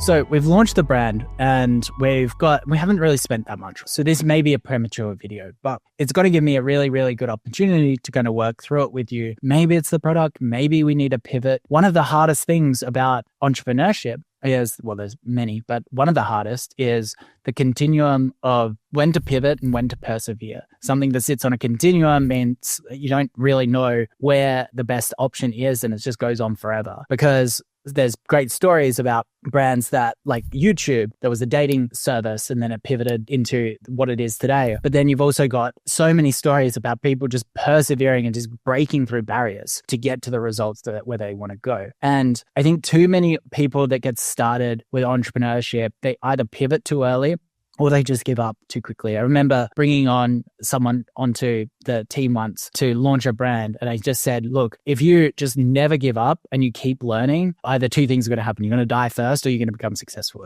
That's just inevitable. And I think that same with this side of things, if we just keep learning and keep iterating, we're going to get some results. Maybe the results don't match our goals, which for me, my goal is just to simply get enough results to teach you guys. I don't need this to replace my 9 to 5. That's going to be very, very difficult to do that. Now, you're probably wondering, you just did so much work to get to this point and it didn't work. Is your methods flawed? No, they're not. The last probably 7 launches I've done, I've got at least 3 to 15 return on ad spend, including the brand that I just recently launched. Before this, that wasn't dropshipping, but that did 80K in its first month. It's doing 10K days already. So it is hit and miss. There's always going to be variables. If it was 100% formula, then I would just repeat it over and over and I'd be a billionaire by now. There's always going to be work involved. So if you're getting similar results to this, or you're just not getting a sale straight away and getting all hooked for it, just don't give up. We can work through it. So what do? We look at all of the stages and the assumptions that we've made previously and adjust those accordingly until we get results. The way I see it, you've got 7 things that you can pivot on and change the variables to get results. The first one is audience and targeting. Now, as I said in the Facebook video, we are doing broad-based targeting, but audiences can include something like age. So we could start targeting older people. We could also change the country. We could go to the European countries if there's less competitors. We've also even got the platform itself. So we could pivot to TikTok audiences and change that. The way that I see it, just working through this with you now, I think that countries are fine. We're working with the best countries there. We could maybe expand to Canada, but I don't think that's going to change too much. One thing with the countries is it's currently winter in the Northern Hemisphere. That's why I'm so busy with Audi at the moment. But the thing that we could definitely do is rethink the age itself. Maybe we need to be targeting older demographics. Maybe that audience is already facilitated. Maybe, we're doing similar angles to other sock businesses at the moment. Maybe we need to actually think differently to create new pockets of avatars. Also on audience and targeting, I don't really want to change away from Facebook at the moment. Facebook is the quickest way for me to test. I don't want to go onto TikTok and start doing viral organic TikToks, although it is an option, because Facebook is going to allow me to scale quickly. It's the thing that's going to get you guys the most results. So I'm going to stick on that one. And that brings me to the second thing that you can look at, which is the angle, which is basically why someone needs the product. And audience and angle is a little bit different, although they do kind of work together. If I'm looking at a different audience, such as a TikTok audience that is now Gen Z, the angle for that person is going to be very, very different. I don't want to do something like a health-based angle for feet health for Gen Z. I'm going to want to use an older audience for the health angle. So that might be something that I'm going to play around with. So when we're thinking about the angle, I would definitely just get onto Trend Rocker. I would look at a bunch of winning ads as well. I would go to some of the brands that are scaling, just click on trending brands or scaling brands, use the filter score for scaling, and check out some people that are spending lots of money on Facebook, make their Facebook ad count quite high, and check out some of the winning ads in their ads library to get some ideas. Then the other thing that we did previously, which was Reddit, which we haven't actually tested yet, which might just be the answer. I remember finding it and checking it out with, is the warming angle, considering their socks. It was probably a pretty silly thing for me to assume that it was going to work really well in summer, but it is a winter product after all. So we probably want to go more on the cold angle. I went on the hot angle for our UGC, talking about how it was great for tradies and whatnot, but I'm going to definitely look at that angle as well. And the way that I'm going to go after these angles is I'm going to get someone to shoot some content myself. I'm actually off to LA and Vegas over the next 3 weeks. So I need to get someone to shoot some UGC for me as well. But I'm also going to get a UGC creator to whip up some content along those similar angles that I find using TrendRocket, find using Reddit. And the other thing, if you're struggling to get results, but you have had a couple of sales already, I've barely gotten out to cart, is you can just call your customers. You can set up a survey on your website as an exit intent survey that says like, what was the reason you haven't purchased yet as the question? Leave it as a text field so that they can write their story. And it's just like, it might be, I don't know how to set up the product or something like that, and get some insights there. If you do have some customers, just get on the phone to them. Text them first and just say, hey, I'm the founder of this brand, because nobody answers their unknown callers nowadays. And just say, can I just ask you a couple of questions? My business isn't going as well as I'd hoped, and I want to learn a little bit more. And you can definitely get some insights there. The third section is the ad creative itself, which I think that this is probably the main issue. And again, this definitely still flows and somewhat is a category under the angle and the audience. But the ad creative, we can change the format itself to certain things. Like mine was a very UGC orientated creative where I shot with Alex. We might want to make that more a viral trending thing. So like if you had a cooking product, for example, and you're just got someone talking about the product itself, maybe you need to look at ASMR or something like that that's trending on TikTok and copying that format, not to post on TikTok, but to post as a Facebook ad, because they work really well, because people are getting a lot of ad blindness. So we can also look at, again, we could just double down on UGC. We can look at better statics, which are very, very easily recreatable, which I'm definitely going to do as well. And we can also look at something like a founder ad. I don't want to do that because I don't want to push myself alongside this brand, but a founder ad could be a really nice format. Same with a VSL, which is like a longer form piece of content, which we've talked about previously. So we can look at that rather than these minute UGC ads. I'm thinking more, I'm not going to touch that too much at this stage. I'm going to stick with the UGC and introduce a few more statics, but I'm definitely going to change the angle and the avatar as well. The next thing that we've got, which needs to align with the angle that is going to work, but it's the web experience itself. Now, we've installed Vitals, the app, on there, so I can actually see, using screen recordings, people going onto my website and clicking around. You should do the same. You can use Microsoft Clarity if you really don't want to use Vitals, but I highly recommend that you do. Again, they are an affiliate, but I do recommend it. You can go onto it and you can see if they're clicking, people are bouncing out of certain places or unable to add to cart or something like that. And you can try to digest, is the web experience the issue? You'll want to try to find certain web bugs. You can get your friends and family to try to check out that kind of stuff. But yeah, we can also change the angle of the web experience, which often works better through an advertorial because the title is so apparent around what it is. But for me, mine could be like, it's a very hiking orientated website. If I want to change the angle of the website, I could just change it all to like, these are the warmest socks ever. Like just the coziest socks. It's a gifting season. And I could make some assumptions around that and pivot there. I'm not going to do that. I'm going to try a different I'm definitely going to try the warming angle with UGC, still to the Shopify store, and also going to create an advertorial around maybe a health side of things, which I'm going to kind of study and understand a little bit more and probably build up through a video as well and show you how I do that. Then we've got the offer/mechanism. We can change this. Now, there's the amount of brands that I've seen that are unprofitable on Facebook ads, and then suddenly they change the offer, and then they also add a bunch of upsells using something like aftersell, like a really, really high upsell. And suddenly the unit economics work is crazy. So I've got a bunch of offers here that you can run, but you've got percentage off. So it could be site-wide, it could be tiered based on how many they buy. You've got dollars off rather than percentage off. You've got BOGO, you've got a mystery box, you've got free express shipping, bundle deals, subscribe and save, purchase to go in the drawer, gift with purchase, post-purchase with upsell or cross-sell, lifetime warranty, 100-day free trial as well. People can trial it before they have to pay. There's certain things that can do that. We've got just pay shipping, exclusive memberships, memberships, loyalty programs. I don't recommend loyalty programs in the early stages, but I just want to expand your mind around how many offers that we have. What I would recommend here as well is just go to some of your favorite brands, see what offers they're running and try to customize your offer around that, or really, really understand what is the customer using it. And this is where the phone calls and the surveys come in. Why are they using it? And what is a value add that you can add onto it rather than just a discount, and see if that can work. Then the next thing is we can pivot the product. Now we can pivot the product completely. We can go back to the drawing board. We can introduce another product, might start cooking one as we go along here in the background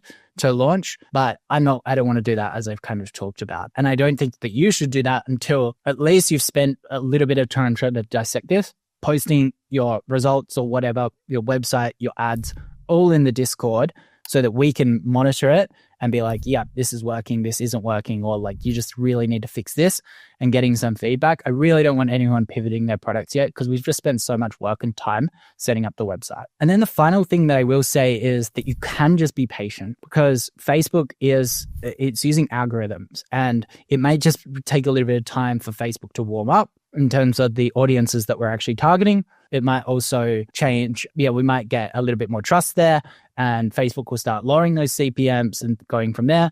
We might get some more reviews as well. Like if you are getting a few sales, which can really kind of snowball things along from there. So patience is definitely something that if you can, and it does, if you do believe that the business is eventually going to match your goals, then it's worth being patient. So my ads, I filmed Google ads yesterday. It's still going through the approval process through the merchant center. So that will be really interesting to see how that interacts as well. I don't think that Google ads is going to be a miraculous cure, because there are a lot of other socks out there, but I have seen weird things where there's no competitors and suddenly Google makes the business skyrocket. So I'm just going to keep working through these things, and I'll keep you up to date. So for those that have been following along with the tutorial, they'll know that this is the store that we're launching. It's not a huge trending product that's going to pop off, but at the same time, I still would have liked the results to be a bit better. To be really transparent, I've been off the past 3 weeks. I've been in Cabo, Vegas, LA for my 30th. I'm officially old.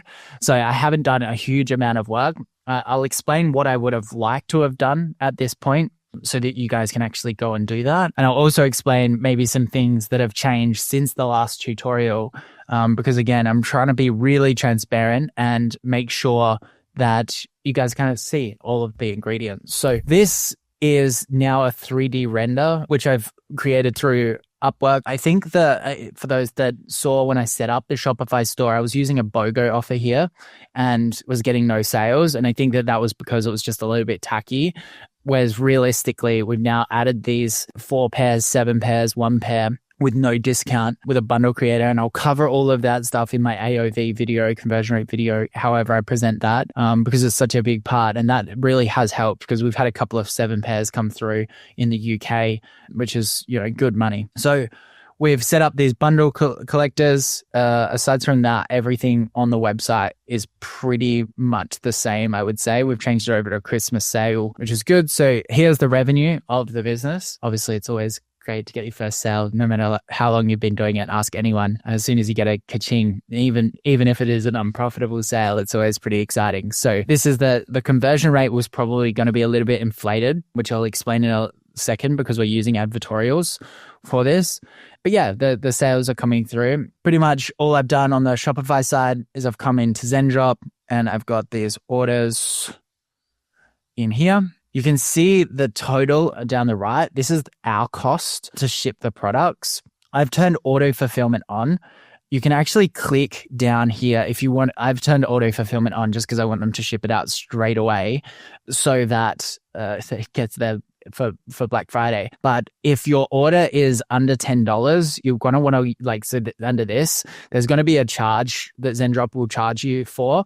So you kind of want to use daily fulfillment, and then they'll pick all of the orders at the end. And yeah, sure, there's going to be a slight delay, I guess, but at the same time, it's just going to be much cheaper for you to do that fulfillment. I've just got auto fulfillment on. But the coolest part about what I've been doing at the moment is when I first started, I was just manually fulfilling them, clicking them in. And because if you've used my link and you've got the ZenDrop offer, this is free money. Like, they're not charging us anything. We've got the voucher there, and it's just pulling down on this credit, so that we're basically making money for free, which is pretty cool. So that's all going fine. I've had no complaints there. One thing that I have been doing is I've just been coming into these orders, and I've just been coming in. I'll just come into my order, my test order. This was a while ago. This was just to make sure everything was flowing through. And I've just been checking tracking numbers, just making sure that they are moving and are going through. Obviously, I've got my email on the website as well so that customers can contact me, which is really, really important. I'm expecting, some customer service emails because it's Black Friday and it's Christmas. And the customers are going to want it before Christmas. And I've been pushing to get that to happen. The delivery times have been looking good. Everything's moving, but you just need to make sure you have a customer service email so you can sort that out. But I haven't had any customer service requests yet. I have been getting a few emails like, what is the fabric composition of the product? So when you're getting those emails, you then need to go and add it to the website, which I have now done. What are the materials? I've added them there. So make sure that you're adding that stuff to quite high up on your product pages when you're getting these customer service emails. But aside from that, on the Shopify front, it's all been pretty good. So how have we gotten these sales? For those that watched my Facebook video, you'll know that I filmed a couple of UGC, launched them. A lot of them were around the hiking angle, thinking that that was going to work. A lot of them were around the cooling angle as well. I'm in Australia. It's hot at the moment. And I thought Australia might work because, the competitors for this product are very, very good at what they do. And I thought that they just kind of had the US wrapped up in a bow. So I assumed that there was going to be a really good market in Australia. That's why I went down that angle. A lot of those creatives didn't work. So we're now using UGC creators. And this is definitely where if I was 100% focused, didn't have Woody Black Friday, didn't have my birthday, didn't have Daily Mentor, I would want like 100 creatives, like at least. I would want to be setting up a group of viral content creators, closing the loop using something like TikTok Shops, Amazon, and just getting so much volume, just working with these creators on a daily basis and smashing that out. Unfortunately, I haven't had time to set that up. I probably will over the next couple of months if the time permits, but we have had some winning creatives, which I can show you now. So for those that were with me when I first set up the account, I kind of segmented based on the country. This was to really just ensure that all countries got a little bit of spend so that I could be like, yep, what's going on here? What's going on in each of these countries? The result from that was all of the CPMs, all the click-through rates were all kind of terrible. They're still pretty bad, but at the same time, they're getting better. So I created a CBO or Advantage Plus, where all of the countries are within that one campaign, meaning that kind of Facebook is going to decide where to spend that money. So it's definitely been pushing kind of to everywhere. Interestingly, I've got 10 rowers there in Australia, which is interesting. But at the same time, when we expand the thing, this is why it's not great results because I don't think we're profitable. We can expand here. You can see UK is doing relatively well. Australia is not getting too much spend. US is doing okay. But when we look at the ROAS, it's all pretty low. So I am also testing advertorials. So I'll just come into one of these advertorials. Like this is the hiking advertorial that I ran. I'll just show you kind of the experience that you're getting. So I would love for these ads to be very, very tailored to the advertorial. But as I said, I'm very limited on creative at the moment. But when we come into this advertorial that I built, I used actually, rather than using ChatGPT, I used Claude.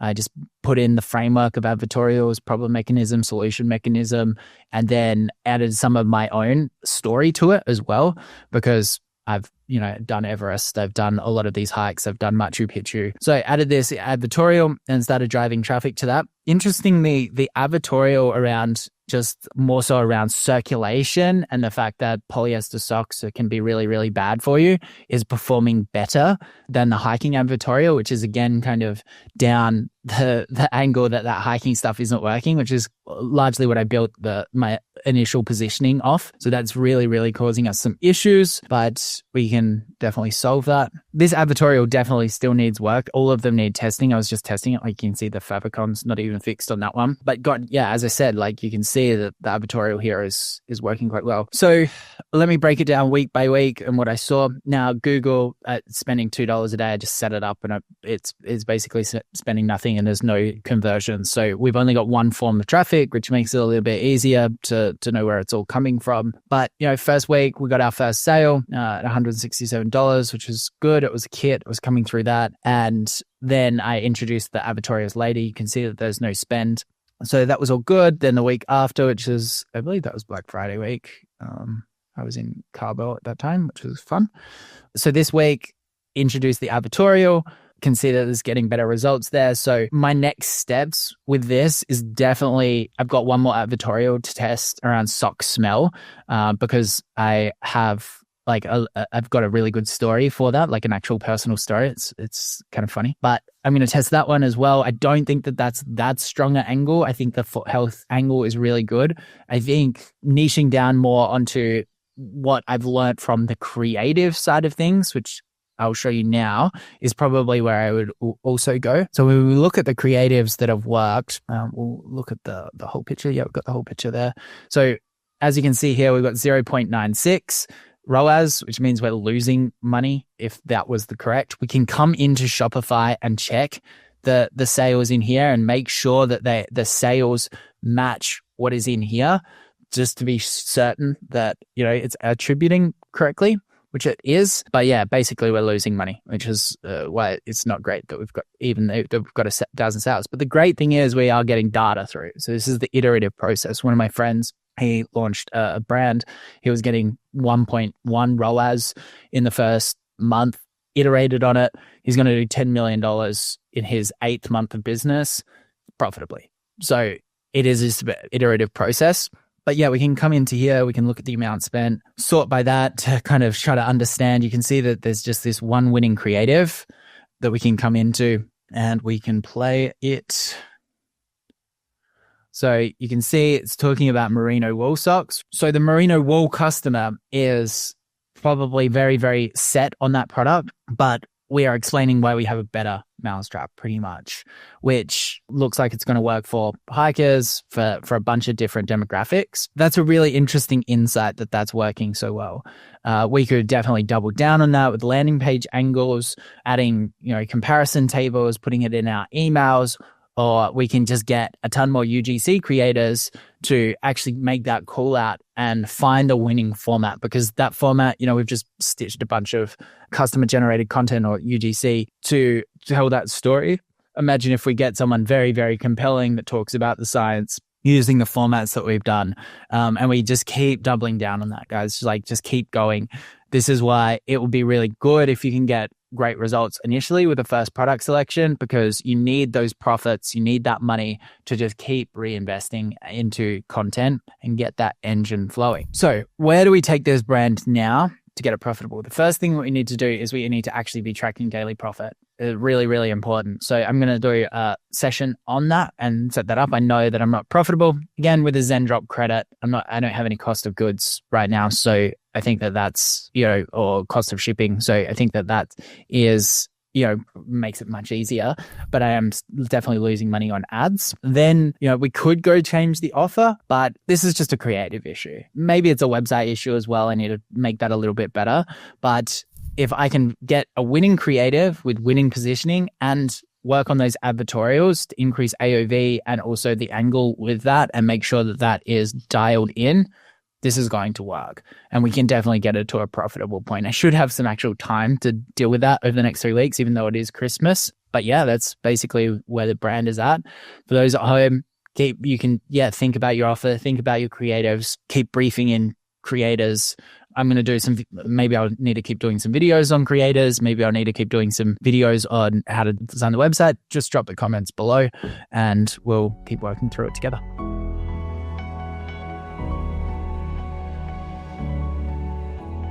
In today's episode, we're going to show you absolutely everything that you need to know about e-commerce and dropshipping finance. This is a thing that so many people make mistakes with. We're going to cover how to use a template. I'm going to give you the template completely free to track your daily profit and adjust your marketing budgets. People are often asking me, how much did I spend on Facebook?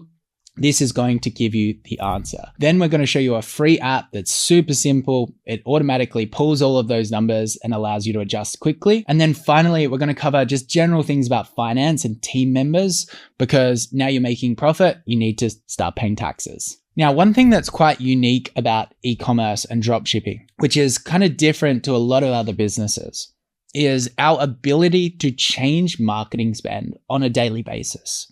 based on the results that we're getting. This is the beauty of it. We can put $1 in and we can see if we get $1.50 back and we're not making money, in which case we might leave our budget there or reduce our budget, or we're getting $10 back for that $1 and we want to spend a little bit more because the gross amount of money that we get at the end of the day is going to be higher if we spend more. It's this marketing machine. So a lot of other businesses won't need to track daily profit. They kind of have a set marketing budget for the month and then they spend to that. Whereas we want to be variable. We want to spend as much as we kind of can profitably. We need to track daily profit because there is a good risk that if you aren't tracking daily profit, you're going to spend way too much and you're going to get, let's say you do $1 million in sales and you're so excited, you did your first $1 million day, but there was no profit in it because you spent it all on marketing. The incremental customer was not profitable for the amount that you spent. We've got a simple formula for net profit. We've got net profit equals the revenue for the day minus the cost of goods, which is anything to do with getting your product to the customer, minus the marketing spend, which I'm talking about is variable. And then we've got minus other expenses, which might be subscriptions, or it might be you're paying a consultant as well. So I'm going to walk you through this spreadsheet that you can see on screen for our example store, which is Peak Textile. For those that have been following along the series, they'll know what this is about. And I'm going to walk you through each of these columns and how we can actually use Shopify to pull this metric out. You can see as we come across, we've got our profit and our profit percentage. This spreadsheet I actually purchased through a guy I just met off Twitter, but I really liked it. He just sent it across to me and it looks super, super simple. So Shopify is like 70% there, especially if you set it up right. We need to make sure that we set up Shopify correctly so we can just pull the data across from here. To do that, what you want to do is you want to come into this and you might need to change this tab by just duplicating this tab, changing the dates. Shouldn't be too hard. You can just change that, drag it down, and should be all good. If you ever get stuck with Excel, ChatGPT is incredible at it. So just screenshot what's happening and saying, oh, how do I change this formula? Then what we want to do is, let's say this was all empty, right? So I could pretty much come into this report here, which is like analytics, and then you click on reports and there should be something called sales over time. It's just easiest to grab it over time and it will give you all of these columns down here. You can always just go into analytics, and because you'll be populating this on a daily basis, but realistically you can save this report, which is super, super easy. And the main thing that we want to do is we want to come down to these columns here and we want to add two things. We want to add gross profit. We also want to add units as well. So we've got these units per transaction now. We can see December 1, we've got the total orders, and then we've also got the gross profit. The one thing that we also want to add is we just want to add cost as well. And we can now start populating all of this. So I'm going to come in here and grab this 11 and put it there, which I already have, orders 1. So the next thing we need to do is we need to grab this revenue number. Now you're going to see a few revenue numbers that we could be grabbing here from. Gross sales is, I definitely wouldn't be taking from there because I've got discounts that are getting deducted through our bundles.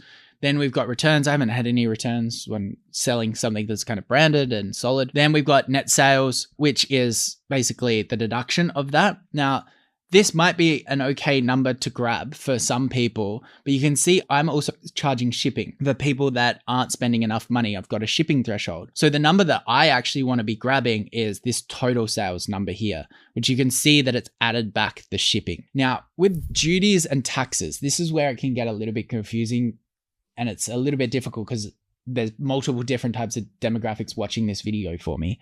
But right now we are under the sales tax threshold in all of these countries because it's a brand new store. I think I've done like $10,000 in sales, less even. And realistically, until you hit a certain tax threshold in the country that you're selling in, and you can just use ChatGPT to do that. We covered that in previous courses.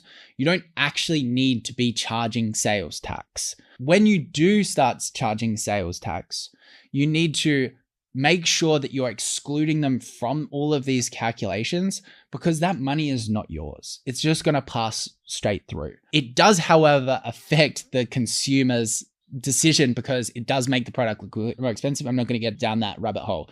But if you do have a store that's doing over the tax threshold in a certain country, go onto ChatGPT and say, what is the sales tax threshold where I need to start collecting sales tax for the UK, US, Australia, whatever, all of them. And then eventually you're going to have to turn that on if you get to that point. And you can put in your sales and say, is this close enough? You can actually go into analytics, reports, and export for each country the total sales that you've got if you need to. But if you're a beginner, which this video is generally for, you're not going to need to worry about that. So I can grab this total sales number here, which is 242, and paste that in there. Now, what's this column here? Revenue after PV. This is revenue after payment processes. Now you can see that this is automatically populated. I probably should have color graded them so that you know which ones you don't need to fill out. But it's just timesing it by 0.96, which means that it's reducing the total amount by 4%. Because it's timesing it by 96%. So this means that generally, on average, if you're just using Shopify payments, maybe you're using PayPal and maybe you're using Afterpay or ClearPay or something like that, on average, payment processing ends up at about 4%. So we just kind of average that out and that money is never coming to you. Then we got ad spend. Now, this is very easy to find. Go into Business Manager, go into Facebook, or let's say you're running TikTok as well, and you need to populate every single dollar that you're spending on those platforms. Okay. So this gets you what we refer to as your MER, your marketing efficiency ratio. Remember the first formula that we talked about, which is net profit equals revenue minus your marketing efficiency ratio, which is going to be this ad spend minus this COGS, which you can see here on this screen. And we're just kind of minusing all of this stuff so we can get to the profits, like revenue minus ad spend minus COGS minus all other expenses, which I mentioned, equals profit. Okay, I hope you're following along. Now you're probably wondering, do you put your agency costs or like maybe employee costs that are running the ads in this ad spend? No, you're just copying and pasting the spend from the platform to get this ad spend. This is what we refer to as the MER. Because this is highly, highly variable. So we've got COGS now. Now this is where I see a lot of people make mistakes, and I'm going to cover it for our store here using Zendrop and a dropshipping tool.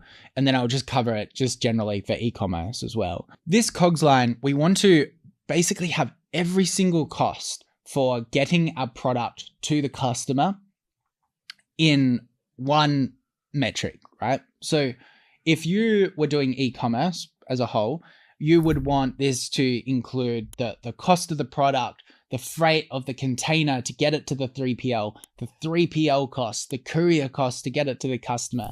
You basically want it every single cost, and the courier cost is going to just be an average of how much it costed to ship to the customer. And you want to calculate that. And then you want to make sure you put it into the Shopify cost per item. So to add all of these costs to Shopify, we come into here and we click on select the product and we can click bulk edit.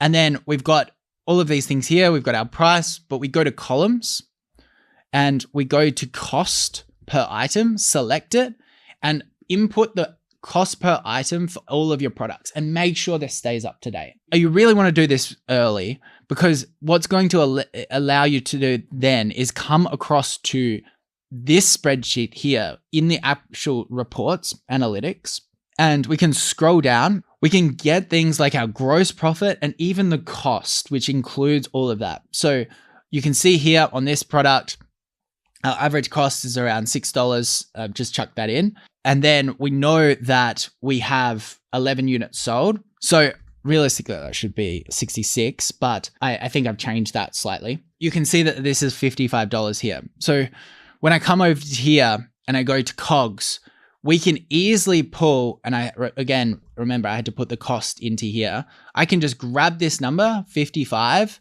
and paste it here. Now you're probably wondering, how do I calculate this COGS number? And it can be quite complicated because you have different couriers, you have different countries and that kind of stuff. This is where a tool like Zendrop can be really helpful. You can just come into this order section. Now they've assured me that this is going to get very, very clear on calculating the cost per these items, and they're changing this design. But we can also export these orders. If you're on Zendrop Select, they'll send you a spreadsheet, which makes it very, very easy. You can export these orders, chuck them into ChatGPT, average them out, or you can just go through them, and you should be able to get a pretty good average that shouldn't fluctuate too much. The only time that it will really fluctuate is for our brand we realized that the UK was working really well. And suddenly, we changed all of our ads to be more formatted towards that. And UK started to become a significant part of the business. So once that something fundamentally changes within the business like that, and you should probably be doing this on a weekly basis, changing the cost per item based on what you have. And I've also used virtual assistants to do this on a regular basis. Yeah, just be aware that when something fundamentally shifts in the business, that cost per item might also shift and you need to go back into Shopify and change it. But there is another method as well that I'm going to show you now. So let's say you just in ZenDrop and you're like, okay, what were my cost per orders for today? Or you could even get a VA to do it, and they export all of this and they go, okay, my average cost per sock is $5. And let's say you have multiple products. I've added this other tab on this template. So let's say we've sold the product B as these socks. I'll just fix this a little bit, and we sold 10 units. We can calculate the amount of daily costs that we had for that product because we sold 65 of this other one that cost $9.50, and we can get the total cost here, and we could plug that into this section here. Alternatively, we could just get the VA to calculate it and tell us exactly how much a cost per item is. We've got such simple stores right now. For the most part, single product. So it shouldn't be too difficult to go, okay, this is kind of my average, check it over and input from the Shopify metric as I kind of showed. I hope that made sense. If that didn't, just hit me up on Discord and I'll clarify it a little bit better. Now I've left refunds in here, but because I've taken from the actual total sales here, which includes returns here, we're not actually going to need that. So I've just left it in there. We can actually delete that column if we need to. And then we've got operating costs. Now, operating costs, what we've done here is you can come across here and let's say we've got John, who's a media buyer, and it costs $3,000. Let's say we've got a marketing email agency, which is $1,500. Let's say you've got rent as well. I don't know. We can really chuck whatever we want into here. Let's say you've got a little studio, and we add that there. And we've got all of our softwares as well, which is really important to not forget about. So we've got a bunch of example software that we might use here. This is going to give the total of each of these. It's going to put the overall total here, and then it's going to give the daily total just down here. Now, these are all just placeholders. I don't have anything else. I've got Shopify and OmniSend, and I can just go ahead and populate that. I'll do that in my own time. But this would create the daily total of 221. And now I can simply go into here and go 221, and I can just drag that down. And now I can see that. And this is why I don't have all of those costs, because I'd be bleeding money. So you can get rid of that, but you guys can populate your own sheet. Just make sure that this stays up to date. Then we've got AOV, CPA, and ROAS. Now these will all automatically be populated. Average order value is the average amount a customer has spent with you. So this AOV is really big because they bought the 11 socks. Whereas you can see down here, we've got 2 orders. Maybe one was a $20 order, but maybe one was more like a $100 order to bring that AOV around that mark. And then we've got CPA, which is just the cost per acquisition. So the amount that it costs per order to actually acquire the customer. And then ROAS, which is a similar base metric. ROAS can sometimes also be referred to as MER. Then we've got our profit and our net profit percentage. We can see if it's green, it's profitable for the day. Red, it's obviously unprofitable. And then we've got the weekly thing. So we can see that the profit of this brand has gone with loss making. I think I talked about that actually. And then slightly less loss making, but similar revenue. Then we had a good week before Christmas. Probably some urgency around that Christmas sale, and it made some profit. So we can actually see that. So what am I actually looking for here? What I would look for, you can see certain periods here. So let's say I'm getting a 2.75 ROAS, 2.6 ROAS after 2 terrible weeks. And I go, okay, maybe this is starting to work. Maybe I found a new creative, or maybe I, created an awesome offer and landing page. You can see that I'm starting to actually make profit. So why don't we try to spend a little bit more? Which you can see here on the ad spend, it goes from, 79, 60. We do start to spend a little bit more. We increase the budgets to try to increase the amount of money that we make. Now, ironically, it actually didn't work out like that. Once we dropped the budget, it became more efficient, which is just Facebook things. But generally, when you see a certain amount of profit, let's say you're aiming for 20% profit for your business or 30% profit for your business, and you are hitting 50% or something like that, you just want to be spending more. You want to be increasing your budgets on the corresponding ad platforms so that this percentage will drop down, but the increased amount, the actual total profit will increase. Now, if that all just felt way too complicated, there is an app that does all of this for you. And I do have an affiliate link for them, and I do highly recommend them for beginners, but there's a free version, and the free version can give you every single thing that we just kind of covered there, which is great. So it's called Triple L. So we can just click on the link in this video and you'll get my offer. It should automatically connect to your Shopify and start pulling in sales data. But you also need to make sure that you connect your Facebook ad account and your Google ad account if you're running it, and just anything that you're running ads on.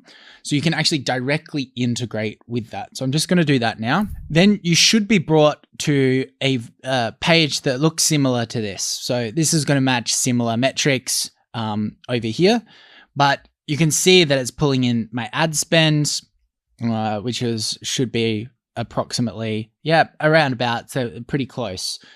And what we can do when we've got this sheet, we can scroll down, we can see our MER, which is really not great. On a daily basis, we can come in here. Let's just say I'm trying to decide whether to increase my budgets today, and I can click apply. What I can do is I can come in here, I can just scroll down, I can look at my net profit, make sure that that's profitable, look at my ROAS, both here and then also in my Meta account, go to refer to the Facebook media buying video to understand that a little bit more. And I know that I can raise my budgets here a little bit more. If I can see that this net profit is at 0, I definitely wouldn't be raising my budget. So it's just going to start burning things unless I've got like a promotion or something like that. But yeah, realistically, you just want to make sure that this net profit is kind of cooking, and you're generally targeting maybe 20 to 30% net profit for a dropshipping business. So that's how you use this tool. It's pretty much all done for you. It'll pull in all of those metrics. But the main thing to remember with this is pulling through the cost of the product that I talked about before. So you need to make sure that this section here, this cost per item, is as accurate as possible with everything excluding the media buying costs. Okay, so to get it to the customer. So the cost of the product, the cost of the shipping, as averaged out as best as possible to track it on a daily basis. The good thing about Triple Whale as well, for those people that start to get more progressed, is you can upgrade it. You can start tracking new customer acquisition cost. So you can see for brands that are getting big, maybe you're acquiring lots of returning customers, but that can sometimes be a negative thing because you're not building a new customer base as well. So you can start measuring those metrics. You've also got the pixel as well, which can help with multi-touch attribution and crediting the correct marketing channel. I might do a video on multi-touch attribution, but yeah, realistically, it's a great free tool for those that want to just track daily profit if you don't want to use my manual sheet. So now you've got your daily profit. It's important that we talk about how accurate these reports actually are and why we produce these reports. These reports, as I said, are to adjust your marketing spend and make sure that you don't spend on it too much on a daily basis. These reports are not designed for you to really judge with 100% certainty how your business is performing from a profitability standpoint, because let's take an example. Let's say what you actually paid to ZenDrop was slightly different than your averages, which of course it's going to be.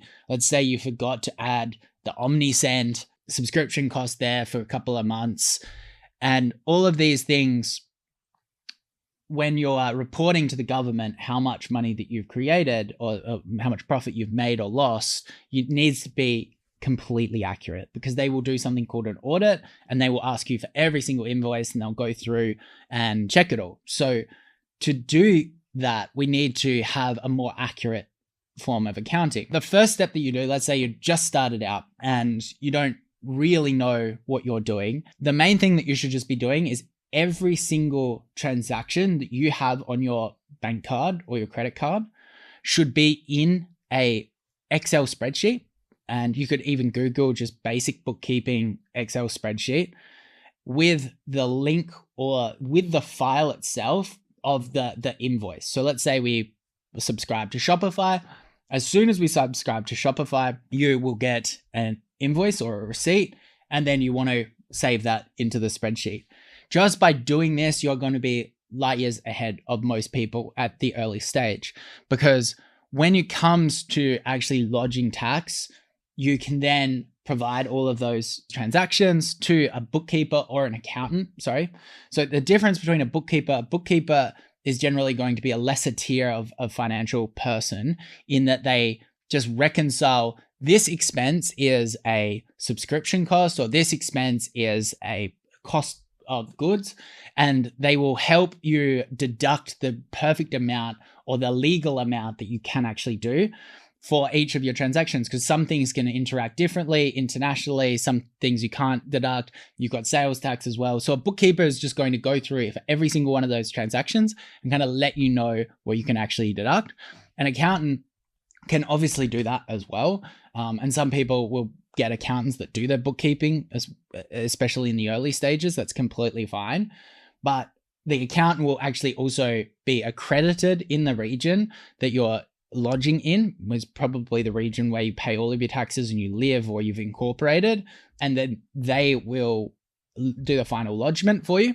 So my main takeaway there is, if you just start tracking all of your transactions and have them all into the spreadsheet at this stage, and you're doing daily profit tracking to make sure you don't spend too much, eventually you're going to have to give that spreadsheet to an accountant or a bookkeeper when you know that you're making enough money and it's going all really, really well. The other option is, in the early stages, let's say you've followed my guide and you're doing $10,000, $20,000 in its first month, and you're like, this is crazy. I would highly recommend that you get one of the tools, either Xero or MyOb, doesn't matter which one. They're both very, very highly used, and linking your bank account straight away to those tools. So it's pulling on all of those transactions, and getting a bookkeeper that is proficient in your local area and understands e-commerce. Too many people, they go onto there's like Upwork and they hire a bookkeeper. It's never worked in, let's say, Australia for me, and they've never done e-commerce either. And they'll just give them that and they won't check any of their work, and it's just an absolute nightmare. Do not do that, right? So if you're getting quite big and you're getting some success, you want to hire someone that really understands, and you can use Upwork or something like that initially, but realistically, you could also just go to your local accountant and get them to sort it out.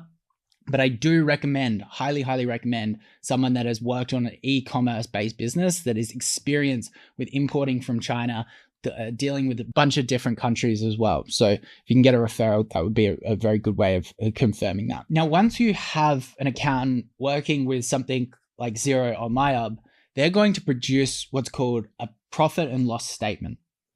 And this profit and loss statement is going to be far more accurate than what we've got set up here, because as I said, we might have forgotten that omnisend charge, or we might have calculated the averages wrong.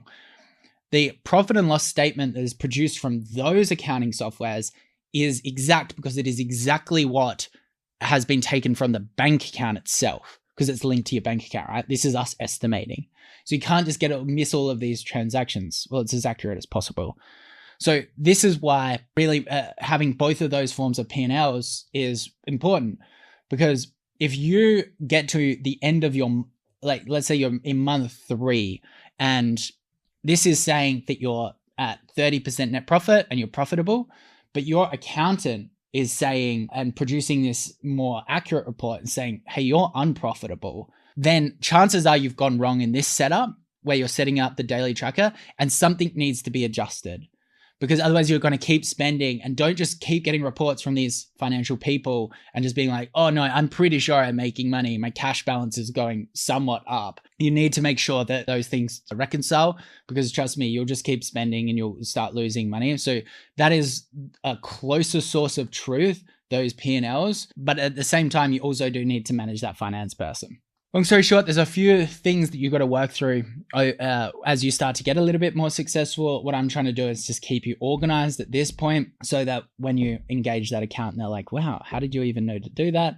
And you can say, David told me to. So I think that's a general good start to profitability and tracking that. Alrighty, that is a wrap for this very long tutorial on my main page. We're still going to be posting tutorials on millionaires.com. So go check that out. Go check out the YouTube. Make sure you go to our Discord. We have had so many results. People getting their first sales, people doing $20,000 in sales. Go learn from those people. Learn from the community. I still want to post more tutorials on like how to do multi-product dropshipping, like more traditional rather than branding, TikTok shops, all of those cool things. So don't forget to like and subscribe. I'll see you in the next video.